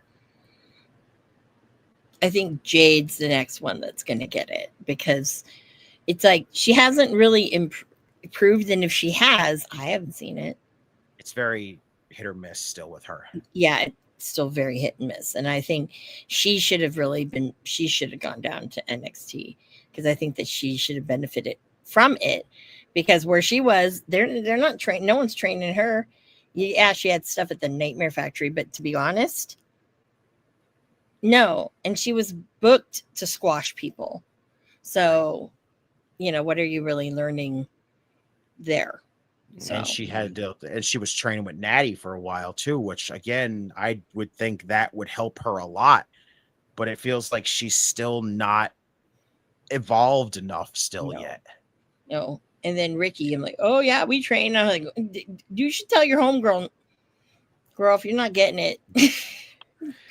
I think there's a big difference mentally that she still hasn't grasped between live TV and training. Like, I think in training she does great. She nails it. But I think once the red light's on and we're live, pal, I think that's when she gets the rush, the adrenaline, everything else that plays into, and like you said, now we're rushing, now we're hurrying, now we're going too fast, where they could have done that match 100 times, it would take half the time. But then now that the light's on, now adrenaline spike. I think her problem is I don't know that she has figured out yet how to work with the adrenaline rush. Yeah. I can see that. True. I can see it. True. But then also when you have people who are, questionable or don't have that experience, or even if you threw her in with Becky, it's gonna be gosh. Yeah, it's gonna be kind of rough. I'm nervous about that happening, honestly. Yeah, that's not a good thing. But it's interesting to me that it really kind of was, everyone has a little piece to blame in that thing. Everybody does. But it's like, what are you supposed to do? They saved it as best as they could. Right. It could have been a lot worse. Yeah, it's true. I think, and to me, it's also just like the perfect storm right now. Like, WWE is doing as much as they can to make you not care. They're trying to price people out. They're trying to show unreal. They're trying to say in these little media things that they do later that, hey, all we do, it's phony. It's all goofy. Yeah. It's all bullshit. So then when you see something like that, you're like, fuck. Like, my biggest problem. You're right. Yeah, like, because my biggest problem when we first heard Triple H say that before they went to Netflix was like, hey, everyone knows what we do here. And then after they go to Netflix, they show that whole little thing in the beginning of baby faces and heels. And then afterwards, they're like, hey, man, it's not a surprise. Like, we've been saying for a long time. We all know what this is. Yeah. My biggest fear was all like, that feels like that takes the pressure off the talent to make it look real, to make it feel real. Like, no one expects it to be real. We just want to feel it and believe it for a window. Yeah. And then we can watch it 100 times over after that and say, yeah, I guess he actually missed there. Oh, those Austin kicks, they never fucking connected. But in that moment we did, because in that moment it did look and feel real, right? my fear now is that when we see shit like that on top of the other stuff, that we just go, well, they're not trying either. Yeah. Now we know the creative on top doesn't care if it's exposed. And now we know that the people in the ring just go, guys, we're just playing. Like, that's my biggest problem with Kairi Sane and Io Sky is they just look so phony. There's just nothing they do that looks like that's how that would work. Mm-hmm. Or even looks like that's how someone would sell something. You just go, you're just a cartoon. But that's the You know? style, though. That's that Joshi style. A lot of people love that, you know. Yeah. Very kind of like sexualized and whatnot. It's very cartoony. You know, so I mean that, you know, that's what that is. And is there a place for it? Maybe. But at the end of the day, it's like, well, shit. A lot of what they have is very cartoony. Like, if you look at the women, the only women I don't think that really kind of are cartoony is when you look at the women in NXT. They're not really cartoony. Yeah. Stephanie, Julia's little what's her face with her. And it's a little, you don't need that chick. It's like, I get what you're trying to do, I think, but you don't need that. But yeah, I mean, it's cartoony. So, you know, Jade's cartoony. Nia in her weird ways cartoony, you know. It's honestly why I didn't like Shawn Michaels as a kid. I thought he was cartoony. Yeah. Yeah. I just like the ones who come off realistic. It's why I liked the Bretts and the Jakes, you know, fuck Stone Colds. You know what I mean? The Triple H's, the guys who look like you're like, Buck, man. These guys are like in it. They're taking it seriously. It's why I like Sheamus. It's why Rusev has been so good. Coming off is like real, right? Like we know it's not, but you allow me the moment to fall into that. Yeah. And then when I see shit like that, you just go, okay, I guess we're not trying. Yeah. You know, but like I said, I do think everyone in that situation tried, but I do think that there's a larger issue at play when you have something that absurdly in your face in the midst of all this other stuff where it's all subtly in your face, you know? Yeah. I was watching with a friend of mine a little while back, and we were watching, it was one of Gunther's matches, right? God, I now call him Gunther. Weird. Anyways. You did it. Yeah, I did right there. They're like, oh, this shit's fake. I go, no. I'm like, do you see some of the damage that man does, like with some of these chops? I said, I've seen some things. Basically, Sammy Guevara in PWG looked like a raisin after he was through with him. He chopped him so many times. It was after a while, it got uncomfortable. I enjoyed it, but it was like, oh, when's enough? You know what I mean? Yeah. Like win. So I'm like, that's real. Like that chop that which we'll talk about, that Oba gave Ricky, that big fucking, now he has a big old fucking handprint. I didn't realize how, like, the sound was just like, oh my God. I made a really weird facial expression. So I don't think it was on camera, but I was like, oh my God. Yeah. Like I shriveled into a ball. I was like, oh, that hurt. That hurt me. That hurt everybody in my row. Oh, but yeah, let's talk Ricky Oba. Yeah, let's talk Ricky Oba. Okay, first, before I go into Ricky Oba, I do want to preface it with this. Okay, I don't understand why, when we were there, okay, the little WWE security man was very, you can't take video. Okay. Yeah, they've been on that. But they let the fucking green shirt guy video, Brock Lesnar guy videos. What the fuck? Favoritism much? Okay. And then they really didn't want you standing. Okay. So I was like, well, I'm short. You can see over me. Like the guys who were sitting behind me were tall. Okay. That's why Amanda likes the front row, because I can definitely see. Right. But I've seen damn PLEs where people are fucking standing the whole fucking show. Okay. And I'm like, this is the only one that I care about. Right. Because, you know, I'm like consummate cheerleader. All right. And I'm like, I don't want to take video. I don't really, the video, no, because I get too excited So I ruined the video because I'm jumping around or whatever. Or I'll throw the phone, which I did at Defy when he won. And I mean, he's like, and then you know what happened to my phone? I was like, oh my God, where's my phone? You threw it. I did. I was like, yeah. Yeah. Being somebody. I get too emotional. Okay. Jesus. It's like, shit. Yeah. I've never, and okay, I will say this. Okay. Never done that. Like with the Colt Cabana match, never done that with the Marty Skrull match or anything like that. Ricky, for whatever reason, is the only one. I've lost my phone. I get way too excited. You know, like, yeah. So I don't know, but I thought that was kind of irritating. So there were times during that match it was like, I want to stand up, but I was told no.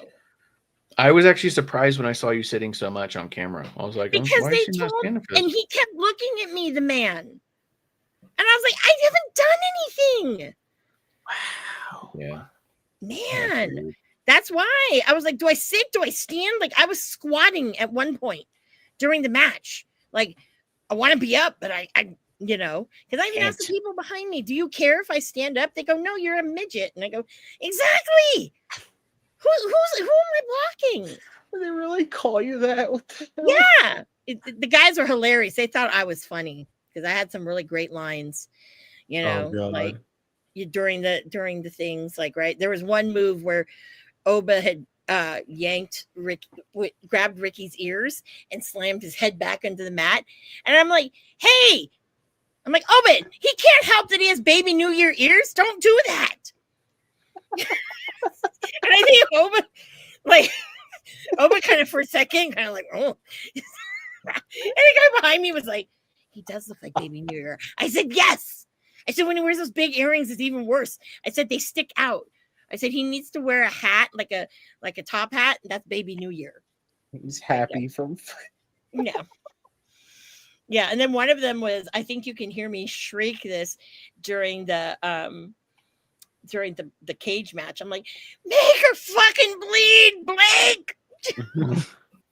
Yeah. I was like, you knew that this is not a real like weapons match because there was no barbed wire and they used plastic diamonds. Yeah. Instead of thumbtacks. Come on. I know. I hated that shit. Yeah, that was stupid. But I do have one of those plastic diamonds because it fell near me. That's funny. Yeah, I have one. So nice. I was like, oh, or a piece of it. But when you don't know, it looks like they're glass, but it definitely was not. So Ricky Oba. Okay. I did not send this clip because this was like right. I filmed this right before because the man was looking at me. I'm like, I'm filming myself. But I had said, I'm getting really nervous. I am sick to my stomach. I swear, it felt like during that Lola Vice and JC Jane match, good match, by the way, I was like, my stomach was in knots. And I'm like, why do I feel like I'm going to vomit? I'm like sweating. I'm like, because it's happening next, right? It's like, it can go either way. I said, and then, you know, then it got to me. I said, I'm already emotional. I said, I'm emotional. Hasn't even happened yet. I'm like, you know, my stomach, I'm like, you could visibly see that I was emotional. Like I was emotional when I got into the building. Emotional.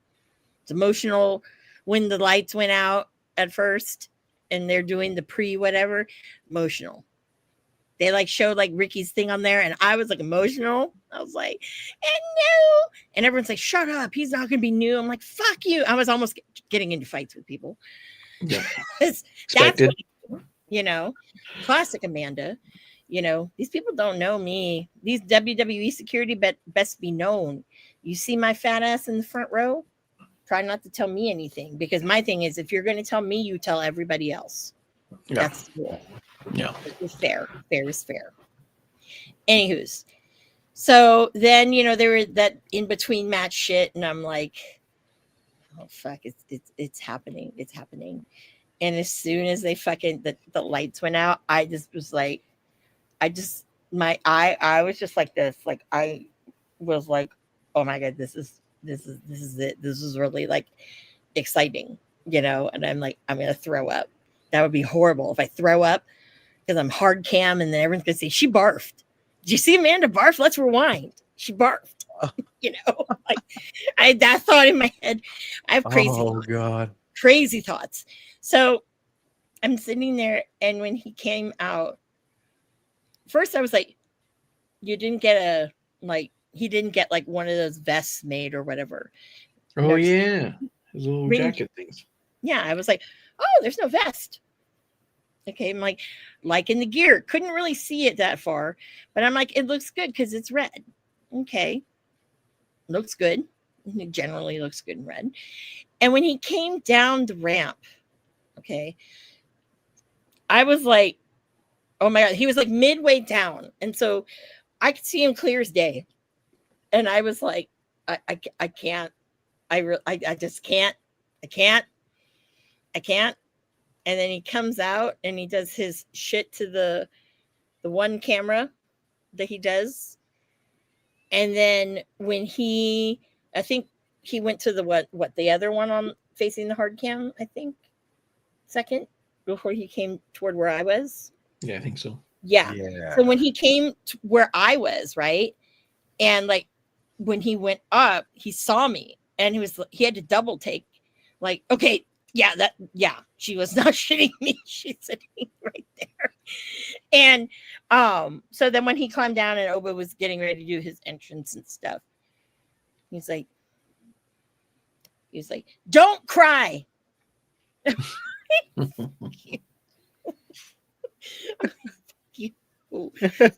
then the lady next to me was like, oh my God, do you know him? And I'm like, long story. And then I was sitting there because he was standing there, and I was like, okay, you know, I said, is his mom here? Because if his mom is here, it seals the deal. No, she was not there, or any of his family. And I was like, okay, so maybe he's not winning this. Great, spend all this money. Great. But it just was oh my God. I when they did the introductions, it was just like, for me, like my heart was like pounding so much that I'm like, I can't sit here. I can't do this. I really can't. I'm getting sick. I cannot do this. Because if he loses, I'm going to be so upset. If he wins, I'm going to be so upset, but in a good way. So it was very tearing for me. And I really kind of thought to myself, like, you know, he kind of struggles with these bigger guys. And I think Oba's probably, besides him wrestling Keith Lee on the indies many a time, I think that Oba's probably the biggest person he's ever wrestled. But at least Keith Lee kind of, because he knows he's big, he kind of, you know, gives in a little, helps you out. Oba doesn't look like that. I don't think he does much with that, with helping. So, because there was that one move where Ricky had to pick him up twice because he was struggling. That was one of my biggest takeaways from this is Oba's not ready. He's not ready to be a champion. He's not ready for the main roster. I watched it and I was like, Ricky is dragging Oba through this, and Oba has no idea what he's doing. Oba is clunky. He looks like a child wrestling. He's not good. And so my biggest takeaway was Oba needs a lot more time. He's going to get to the main roster. He's going to flounder. He's going to have a really tough time up there. Because I think, like you said, his size is his everything. He also, because they were showing the footage of him before, and then they're showing him all these matches, and I'm like looking at these smaller dudes jumping for him, throwing themselves. He puts his hand on them, they fly, and I'm like, everyone's spinning around him like tornadoes, and he's standing still. And I don't think he knows how to work. And he's going to end up in the ring with a fucking Braun Strowman or a Bronson Reed or a Braun Breaker, and he's not going to be able to fucking hang at all. Yeah. Well, it's funny because that one move where Ricky tried to pick him up and lift him, and he kind of dropped him a little because, you know, he's a fucking ton of bricks. Here was me yelling. Okay, I don't know if I don't think it caught it, but I had yelled, Ricky, you like squat over 450 pounds because you have a great ass. What the fuck? And the guys behind me were dying. I go, he's got the best ass in freaking wrestling. But then I looked at his butt and I'm like, why is it looking a little flat? What are you doing? You It's looking a cut little you small. gained 5 pounds, and it obviously is not in your ass because You it working the looks- glutes. I'm like, what are you doing, man? Like, I saw that. Of course, only me would notice that. But then again, his butt was kind of in. I saw his butt a lot in my corner. It's not why I picked the seat. When I got this ticket, that's where it was if I wanted front row. But then originally, when I put it in my cart, there was one dead center, but it wouldn't let me buy it. And then it ended up after the fact that I bought it, that there it was. But it's okay. No harm, no foul. No harm, no foul. I had a great seat. But I get very emotional, And then there was some guy was saying, "Oh, pretty Ricky, you suck." And I go, "You know what sucks? Him sucking your mama sucking on his dick. Shut the fuck up." Guy never said anything again. This crowd, they were pissing me off. These dumb Florida people, these guys were obviously, they were smelly dudes, and they obviously were, did not like Ricky, right? And at one point, there was someone who had said something like, "Oh, Ricky can't wrestle. He's just friends with Cody." And I'm like, you need to shut the fuck up. You should be glad that he has friends, unlike you and your loser tribe over here that smell. People were like, damn. I'm like, don't fuck with me when I'm watching dude. Okay. Don't fuck with me. Okay. I will go after you. And I will. I mean, I stood up to Will Ospreay and his bullshit. Yeah. That's true. That's true. Fuck that guy. Yep. Sure. Fuck him. We've been saying that for a long time here. Yep. Saying that episode 1. And actually it's happened visibly. It's gotten worse over the years, because if you watch, I told people, I told Willis this, go back and watch WrestleCon Super Show from Dallas. That was the first time that Will Ospreay and Marty Scurll had ever wrestled in the United States. And Marty was the Pergas wrestling champion, and he retained there. But you could tell, I wasn't clapping for Ospreay. Ocean Spray? No. I think for me, I was just like, oh, I'm like, it's Marty. But it wasn't the big, woo, all craziness, because it wasn't. So, but yeah, I didn't like him then. Definitely do not like him now. It happens. So as the match goes on, now, of course, I'm getting messages from people. I see you. And I'm like, the cell phone coverage was awful, so I got nothing until I got outside. But I see you. They're like, God damn, you're just like really animated. And I'm like, yeah, I'm excited, this is one of my favorites. Like, wouldn't you not be? Like, if I were so lucky to have gotten a seat up front in the front row or the first 2 rows for one of John Cena's retirement things, I would have gone off the wall bonkers. I love me some John Cena, but this was different. I know Marsh was saying he saw me at one point. He's like, oh, it was me. I guess when was it that Oba did his Oba gets thrown on the outside, and then Ricky runs after him, and Oba reaches up and punches him. So Ricky never makes it out of he's like he's gonna dive on him, but he never makes it out. He gets fucking hit. He falls back. And then Oba's body shifts from being sideways to from forward to sideways. And as he moves, you just see Amanda going, It's like, okay. Don't you dare.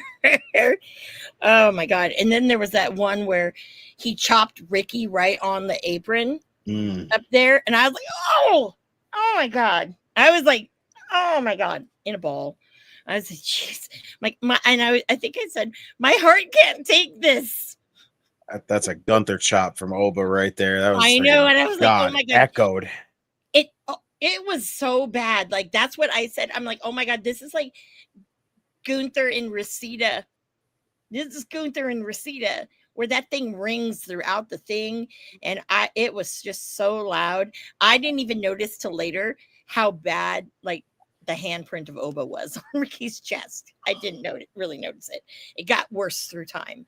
But I was kind of like, all right, okay, then I thought for a moment, oh shit, because of this stupid TNA shit, someone's going to come out and fuck this up. Or Trick's going to come and fuck this up. And I had this moment where that realization kind of hit me, and I was getting mad. I'm like, fucking better not do that. Like, I will go back there and fucking find Shawn Michaels and beat his ass. I was like that. I'm like, witch hunt. Who booked this shit? Because y'all suck, and I'm gonna kill you. We come out all this way for this.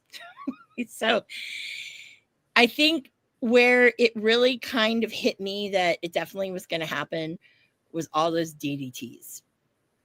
And I know on episode 1, we've talked about it before, is the Rochambeau is not a very good move for him.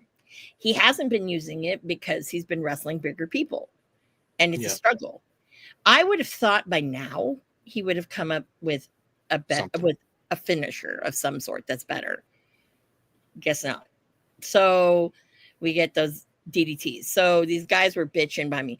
He's doing DDTs. What the fuck? Right. And I was like, too tuned out, because I'm like, it's either going to happen now or it's not going to happen, because someone's going to run out, whatever. Mm-hmm. And then when it did, like the first time when he kicked out in that series, I was like, oh, come on. And then the other ones, I'm sitting there like praying a couple of times. It just, the whole thing. But then when he won it, I lost my shit. The floodworks were starting. I mean, it was bad. Anyone who could see me there, you see there's one point where, of course, I'm like, oh my God. Like, yeah. And I mean, people can say, is it fake? One of the guys behind me was like, are you okay? And I'm like, I'm fine. I'm fine. No, I'm not fine. Yeah. As soon as he won, I looked into the crowd looking for her. And as soon as the camera caught her, her hands over her eyes. And she's going like that. And I was like, yep. Mm-hmm. I was waiting for that. Mm-hmm. Yeah. Everyone was so much so. I was watching Ricky. Mm-hmm. And I felt like, because I had a feeling that by then he knew where you were. Oh, he knew where. Well, what he did before the match.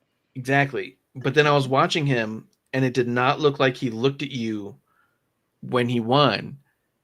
And I felt like that was because he didn't want to look at you crying, because it might make him more emotional. Mm-hmm. Like, that was the impression I got out of that. Yeah, he would have cried. I was like, he purposely, like, I was watching him, like, at first, like, he would not look my way. And I'm like, I know why he's not looking my way, because he knows that I'm fucking a mess. Emotional wreck. Emotional wreck. I mean, shit. So this year, I've seen him wrestle 3 times. Okay. 2 of them, he won belts. Obviously, one, the emotion was heightened more than the other. Duh. Obvious reasons.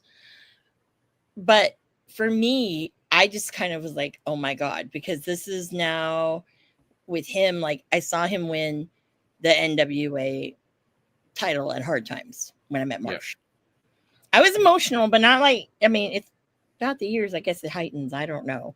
But this one, there's just something about this one where it was just like, and he's even said it, like, he didn't think he'd get over here. Like, I've had conversations with him, like, they don't want me, and even, like, they don't want me. They've turned me down like 4 times. People don't get, if they turn you down that much, they're not going to ask you to come by anymore, and I said, but there's all sorts of other venues. I wouldn't do AEW. Wouldn't do it. Who was right? Because I said, at the end of the day, he's not going to know what to do with you. And that happened. That, and he's bitter. But whatever. So it was just so much. And then it was out there for, it felt like the longest time with that belt going around. And I was like, I can't, I need to I can't. I'm like, I'm barely breathing. I'm like, my heart is like, just like pounding. I'm just like so excited. I'm so just, oh my God. And it just, for me, some people might've thought I was a clown. I really don't care about people's opinions on me, because, you know, honestly, like that was just amazing. And it's more like, for me, you know, I've seen him in the really rough shit. I've seen that. And I know. And so for me to see him win this in a company that, you know, pretty much almost everybody on the planet knows what WWE is. And if you don't, it's probably because maybe you're an Eskimo and you don't pay all this money to watch, you know, wrestling on TV because it's kind of expensive. I'll go there. But it was very incredible.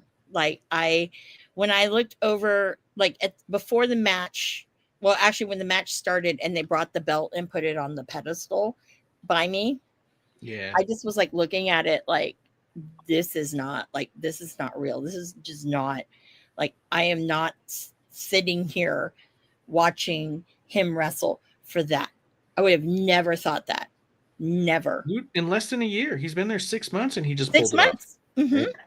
Yeah. Like, that's huge because this is, I mean, how long did they put it on Oba? You know what I mean? Like, they were using it Oba for a had while it on Oba. almost a year. That's what I'm saying. Is like, it's not the kind of belt they just drop on guys, and then they don't flip it around a lot. There's only been a handful of NXT champions and stuff, and he's one of them. Yeah. You know, like that was a big deal, I thought, when I saw it happen. Yeah. I think so. And I think that like what I had said before on episode 1, I said it earlier, you know, they don't put money into something that they're not gonna do something with. Especially nowadays, because they're so interested in keeping a lot of money, gimme, that they had to have some kind of payoff in return for doing that vignette. They had to. Well, sure, but I'm just saying in general, they put the NXT title on him. And if you look at the history of people they've put the NXT title on in general, all of them they had plans with and they tried. You know what I mean? None of them were people who they just flippantly dropped it on. It was no, and look, I love Mick Foley, obviously, but none of them were this Mick Foley one-day championships. None of this Kane one-day championship. None of it's the Undertaker held it for a week. And that's just to say that these are big names who they gave the titles on later. But then it was none of the other ones. It wasn't this Dolph Ziggler. This fucking Zack Ryder holds it for a day. It was none of that. None of this Jinder Mahal holds it for 3 months just so we can use Jinder Mahal differently later. Everyone they put the NXT title on, they fucking tried with. Whether they became a big star or not, when they got to the main roster, they tried. You know, like it's and to be 6 months in and they popped it on them, I think that's good. I think that means that they're going to try and flush out some of the people and kind of like refresh it all. Like, I think that's a good look for him, you know? Now, I do feel there are things that he still needs to work on. And I feel that, in episode 1, that they're basically grooming him to be one of the top guys over there. Because he can. And they want to get that mini Rock stink off of him. Yeah. The Dwayne Light. I get it. Yeah. One thing yesterday with watching the episode yesterday was he was almost like a cartoon. All these faces he was making, and I've never noticed that before with him. And I'm like, why are you making all these weird faces? My mom, idiots like Shawn Michaels are the ones in charge, and they're like, be more goofy. He's already goofy. He's got baby New Year ears. I mean, if you want him to be goofy, just have like someone come and shove tuna salad in his ear, like Ryback did. You know, I mean, seriously, it's like, what do you expect? You know what I mean? Like, what are you expecting? So, I think then I went to, when I was leaving, because they only had one merch stand, and I will say it was the most organized merch stand I've ever seen in my life, and it flowed really well. They had 4 people ringing up stuff. There was the way the line was built, it was really cool. And I'm like, I wish every fucking like concert or fucking wrestling show did something like this, because it was orderly. And I was like, I can appreciate this. Good. Now I was like thinking, oh yeah, they're gonna have to have a shirt, you know, a championship. No, they did not. I was like, okay, I guess good because I've dropped a lot of money. I'm like, okay. And I already had spent money on my shirt and the poster, the signed poster. So $140 plus tax spent. Oof. So damn TKO. But that poster is worth it though. I mean, Marsh was one who told me about it at Stand and Deliver, and I really wished I had bought that one there because I would have had Stephanie on there and Julia and all sorts of stuff. That's true. So, But yeah. I do think this is a bigger moment for him than I think the North American one. The North American one was kind of like a cool nod. You're in and we take you seriously. But this is like, we got plans for this guy. I only saw him defend it. I think it was the first. Maybe I'm wrong. Oh, the first defense? I think it That's was. right. Because when you first bumped into him, he already had it when you first saw him. He was holding it. That's right. Yeah. Wow. I had to pay that money to take a picture. And then people ask me, well, you know, and why didn't you ask? Because does he walk around every day with the fucking belt? No, he does not. Come on now. Seriously. And you do both things. You know what I mean? You can do both things. Like there's a difference. Yeah.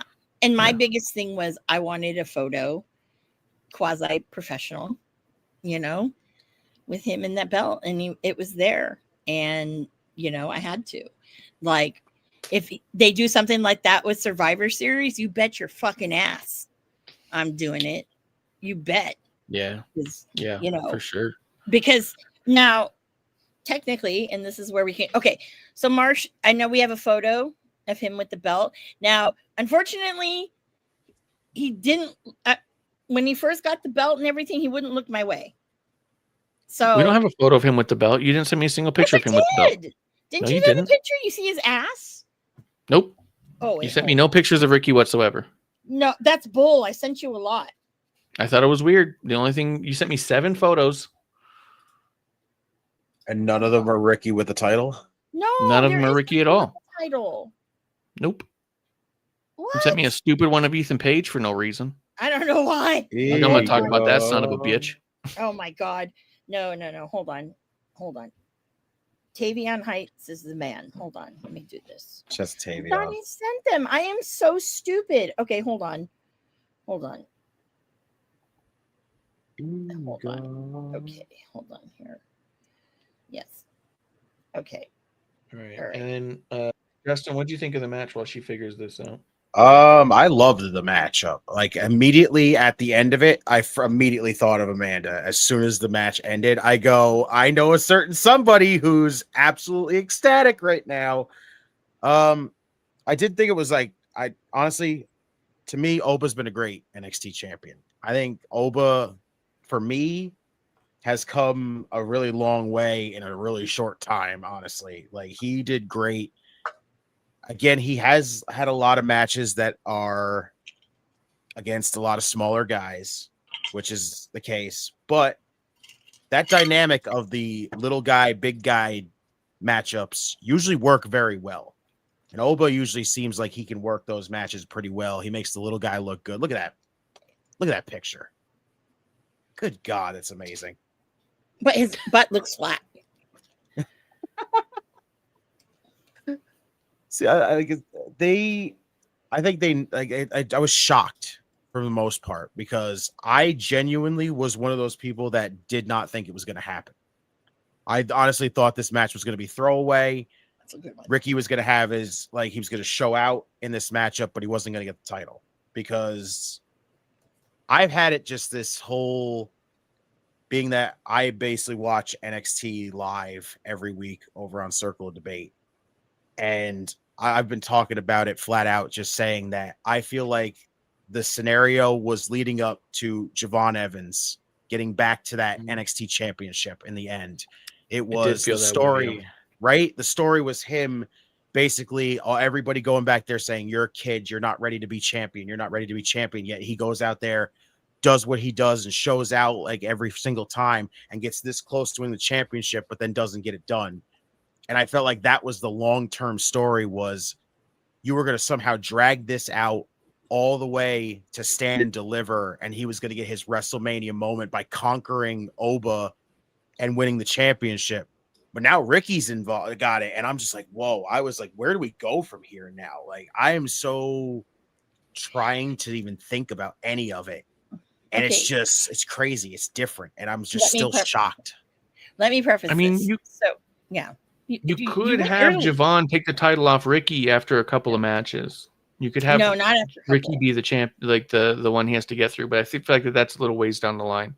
I think you don't want to take it off Ricky too fast. I think stand and deliver is where it's perfect. We get Javon with the belt. Unless Javon, they move up quickly. But I don't see that happening because he's so young and so, like you don't want to overshoot it because they've done that before. He's already had his big moments so far. Literally, the U.S. Open Challenge with Sammy. Yeah, he's now facing Leon Slater at Bound for Glory, which I can't wait to see those two together. Oh, those two! Woo! Fire! Seeing them team up on Tuesday was amazing. Yeah, I was like, this is going to be great. And then I think they're going to have some kind of. I don't think it's going to be soon. But I think they're going to have some kind of program with Ricky and Javon, but not right away. Because obviously that's his homie, Yeah. Taking him under the wing. That's his boy. Yeah. So I kind of see that kind of happening. Who's going to be the first in there? I don't know. They're probably going to throw Trick at him because Trick's going to lose the fucking belt at Bound for Glory. And, I mean... Who knows? Oba could get his rematched before he ends up getting up on the main roster. Could be either or. Yeah. Or we might see Oba answer a Sami Zayn challenge. Not win it. If he won it, that'd be fucking horrible. Honestly, I've seen a lot of people floating the idea around up, and I know somebody would not be very pleased about this one. But someone said people were talking about this, if Oba goes up on the main roster and is the open challenge for Sami Zayn, have him just absolutely wreck Sami Zayn. Yeah. Like as you'd have to. Like his debut matchup on the main roster is just, I answered Sami Zayn and I just go in there and just dominate him like flat out. And actually win the championship. That's a hell of a freaking opening debut for him right there. Yeah. Yeah, you'd have to. You can't do it a different way. Yeah. So otherwise you're blowing them. Yeah. So the photos. Okay. So when I was leaving, I was having a hard time getting a Lyft or an Uber because surge pricing, and I'm like, oh. And yes, I know lazy. It's only a couple blocks, but the humidity was so fucking bad. And it was just like, no, I'm not walking back over there. Didn't walk over here, and it's worse. So people were lining up outside, and I was like, okay, yeah, they're gonna be signing shit and whatnot. So I was like, I'll just wait. So when I was waiting, a lot of people walked by. Ethan Page walked by. And then here was me. He was totally in character. I was like, hey, tell Colt I said hi. Because Ethan Page knows me because of Colt. And he looked over and he's like, will do. I'm like, all right, thank you. And this guy was like, do you know him? I said, well, yeah, kind of. Well, yes. I said, from the Indies. I said, but anytime I ever saw him, he on a card, Colt was always on there. And he goes, I know you like me as a wrestler. He says, but I know why you're really here. And then I remember when I saw him at GCW the night of the Nick Gage David Arquette match. Yeah. He was selling his merch, and he actually was like, Amanda, Colt Cabana's not on this card. I'm like, yeah, I know. He says, so I'm assuming you came to see me. And I go, well, yeah, amongst other things. So, Like, I don't hate Nick Gage. Yeah, I mean, Wow. Yeah, like, so I just thought that was funny because that's, see, some people know, the most random people, they know. Zarya and Solberga came out Daria is fucking hilarious. She fucking just kills me. She's awesome. Really nice. And then Solruka is really, really nice. It's funny because I think with her, and actually the other one who stopped too was Ivy Nile. Ivy Nile looks better without any makeup on. That's how she wrestled at the house show. And I was like, you're like gorgeous, like without all that shit on. Ivy, where the hell has she been lately? She's doing her shit with Tatum. Yeah, the culling. Because Marsh's favorite wrestler wrestled. Wait, yesterday. Ivy's in the culling or against the culling? No, wait. Because isn't Ivy the blonde? She's a blonde. A blonde. Or are you thinking the one with the samurai sword? The one I'm with not the thinking samurai. anything. You said some shit. Carmen Petrovich? Yeah, she hasn't been around in a while.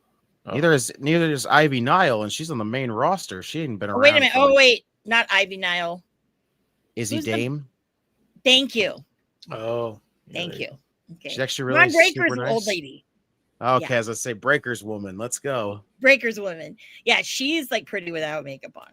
She's like stunning. Love I'm Izzy. like, you don't need to wear all that bullshit. I thought it was, I don't know. All these names. Well, wrap up your shit. We need to get off 30 minutes ago. Yes, I know. So waited, saw Javon, chopped up with him for a minute. Boy. Yeah, that he's fucking great. I didn't him. realize, like I had talked about earlier, didn't realize that he, I had seen him wrestle before, but we had Willis who was like, yeah, dude, he was Jay Malachi. Remember West Coast Cup? And I'm like, oh yeah, he's the one who wrestled freaking Starboy Charlie. Yeah. So oh my god, Starboy Charlie. Yeah, I'd mentioned that. And I was like, that denim. Oh, yeah. So, anywho's, but Lola Vice came out and people were so excited. I was like, I'll just say, say hi, because all these people were jamming me in with their cameras and shit. And I was like, that was a fantastic match. I said, you should be proud, girl. And she goes, oh, mommy, thank you so much. And she gives me a hug, and this man got all mad because she gave me a hug. I'm like, the girl thing, come on, don't be jealous. And then people were very obnoxious. They're like, oh, look, whatchamacallit's like, oh, look, there was a guy that kind of looked like Kevin Owens. They're like, oh, look, it's KO. I'm like, that's not KO. Don't be stupid. Right. They were just kind of being dumb. Right.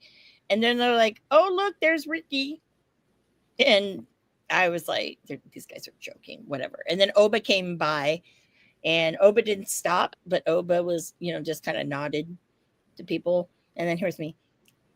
I'm sorry you lost. Wait, no, not sorry.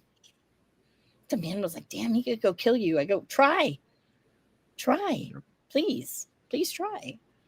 I said, yeah, I'll chop him like he chopped Ricky. I'll find that strength. Like Thor. I'll find it. And then so Ricky came out, and I said to myself, if he does not stop for every single person, then that's not a really good look for him as just winning that belt. Because, it's going to prove to a lot of people, oh, what they said about him was right, and work ethic and all this stuff, right? Which when he was with AEW, he had a poor attitude and whatever. Because I was just thinking that because, a lot of these guys, when they got signed, they went very Hollywood. They changed. And Ricky was one that did, and he got humbled. So I think that he now knows that importance. And besides, your fucking buddy is Cody. Cody fucking stops for everybody when he can. He does. I mean, that's just how it is. So I actually ended up in a sinkhole. So I moved to down further because I'm like, all these dudes were like on top of me. And like one lady was throwing her child over at people. And I'm like, I got to get out of this hole here. So I moved down, and then I was like, I couldn't see far away. And I was like, is he really there? Because if he's not, I'm leaving. Guy's like, no, he's still there. And I looked and I go, oh, okay. because it took him a bit. So then when he comes like a couple people before me, he sees me and he's all excited and whatnot. So the guy in front of me started trying to chop it up with Ricky, but Ricky was trying to like basically like ditch the guy so he could talk to me. And so he had his luggage with him. And so when he came to me, there was a security guy and he was like, he pushed his luggage out of the way. And I was like, oh, you're leaving? You come up to me and you're leaving? He's like, no. And he reaches in, he gives me this really big hug. It was like a 2-arm hug. And we're like hugging for like about a minute and a half or so, 2 minutes. And we're just like talking. So he's almost like whispering in my ear because he doesn't want people to hear and whatever. And he goes, I thought you were joking about coming out. But he says, you don't know how much I really appreciate you coming out. And then I'm like, you're going to cry. Don't cry. And he goes, well, aren't you going to cry? And I'm like, I'm trying not to, but I'm going to cry later. we're having this conversation, right? And I said, it's a long time coming. I said, if anybody, I said, you really deserve that. And he goes, thank you. He says, I know you've been one to really support that. And I said, yep. I said, had to be there. I had to, I said, I'm that crazy, has to be there. So he's like, well, I said, now I just need a picture with you in the belt. And then he was like, that'll come. And I'm like, okay. So then he let the hug go. And he's like, we need to take pictures because all of these people, because he's like, that was too much. Like he didn't do that to anybody else. So it was like, okay, we got to like play it cool. So he's like, okay, we need to take photos. He snatches my phone. I'm like, whoa, what are you doing? Right. And so I'm like, okay. And so at first I'm thinking serious pictures. And what does he do? He's like being a goofball. I'm like, what are you doing? And then he's taking a bunch, or a lot of blurry ones. And then all of a sudden, next thing, he's like, actually has a smile. And I'm like, I said it's appropriate because I was like, yeah, I thought it was funny. I shared him. And he was like, that's so typical. I'm like, it's very Asian. And it was great. And I did notice he had the belt like looped over the handle of his very expensive luggage. And yeah, look at that. Like I know something you don't know. But he, I was like, you have the belt. And then he's like, a couple people passed me and he goes, later. Okay. Yeah, because obviously we don't want to be sweating profusely in the photo because we as you saw, sweat. And he does not smell. So people, take it from your old pal Ricky Saints. Okay, he wrestled match. He didn't smell. He was all sweaty. His shirt was sweaty. Was it stinky? No. Did he use deodorant? Probably. Didn't have any cologne on, but that's okay, But one thing, he bathed. He didn't bathe right before he left, obviously. But he was clean. That's all I'm saying with that. And that was that evening. I went back to my hotel, got dinner. I cried. Yeah, I cried a couple times. And started looking at Halloween Havoc because it's in Arizona. Yep. And I found that Southwest can give me a one-way ticket with miles because I barely have enough to get one. And the return home is only $59. Hotel would cost me $63 a night. And the only expensive thing would be, well, right now the rental car looks very, very high. And then the ticket. But they have one that's kind of front row-ish. That's only $260. That's not too bad. Not too bad. So I'm thinking about it. Haven't pulled the trigger yet, but it is my birthday month. And, that would be kind of cool. So, of course, it's a Halloween theme. I'm going to dress up as the champ. I thought they sold the new NXT belt in a toy form, but I guess they don't. So Yeah, not yet. I don't think, at least. yeah, they have the old one.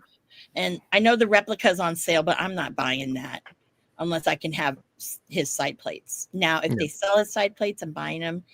I've already bought 5 of those Topps cards. I feel like I should have maybe got more to up my chances of getting one of the special ones, you know, because I lucked out last time, because obviously a lot more people are going to buy this one. It depends. I've seen people hit the rare ones even on a 1-buy where they end up with 2 cards. So yeah, I've seen it. So I mean, you never know. You got to try. Like I did with the Robinson, I got a hit on that, but I didn't get a hit on the Jacob. But I don't know. We'll see when it all comes out. We'll talk about it when it comes out. Yeah, I think that's what we got for the night. It's supposed to drop on my birthday week. It's supposed to arrive around my birthday. So I'm just putting it out in the universe because Ricky likes to manifest things. I'm manifesting. I would like to have the 1 of 1 that he signed, and it says absolute on it. I would love to have that one, but I know that, you know, I never win like raffles or things like that. But I will take whatever one, as long as I have one special one. That'd be awesome to go with the other one that I have. So, yeah. Awesome. Or if not, Ricky will probably say, you know what? I'll never hear the end of it if you don't do it for her. True. Possibly true. So, guys, that was my trip. So, yay. I don't know how I can convince Marsh to go. I think that the NXT PLEs are better than the NXT shows lately. I can't afford to go. That's fair. It's fair. Yeah. I think I'm going to be in San Diego the weekend before, so it wouldn't be tough for me to just lurk in Tucson and go to Phoenix because I got a lot of friends out there. You want to do that? I don't think I can afford to do the whole thing. Well, maybe the tickets will get cheaper. I mean, we'd have to look, but at the end of the day, like I work for baseball and I work for the Mets, and they're out of it. So now I'm going to have at least a month of not getting paid, probably close to 4 months of not getting paid. So I got to kind of sit on my laurels and see what happens. So no, me, I don't know. I just am like, okay, well, I got to see him defend it probably for the first time. Yeah, and I like Halloween. We'll see what happens. But and I mean, it's close to me. I don't know what that's supposed to mean, but we'll talk about it on the next one. Across the country. That's what it means. I'm not spending like $500+ on airfare. Yeah, I'll be driving through Phoenix like the week before anyway. So, like I said, so we'll talk about it. But we'll figure it out as it comes, as it stands. That's the show. Yep. Thanks for joining. Just in time comes through. All Saints Day. It is. It's All Saints Day. I mean, because that's just beautiful. When he did it, when I watched it back and he kissed the bell, I cried. I just can't. I'm a sucker. What can I say? I am a sucker. I am a sucker. What you can say is last call. I can. So, guys, thanks for joining us on another episode 1. Of course, thanks to Just in Time for coming in. That's our Redeemer right there. We got Marsh. Happy birthday, Marv. And you know what? That's last call. Cheers. Producer Lady here. Thanks for tuning in. Continue to support and buy us a drink by putting the I in subscribe and reviewing our podcast. And cheers.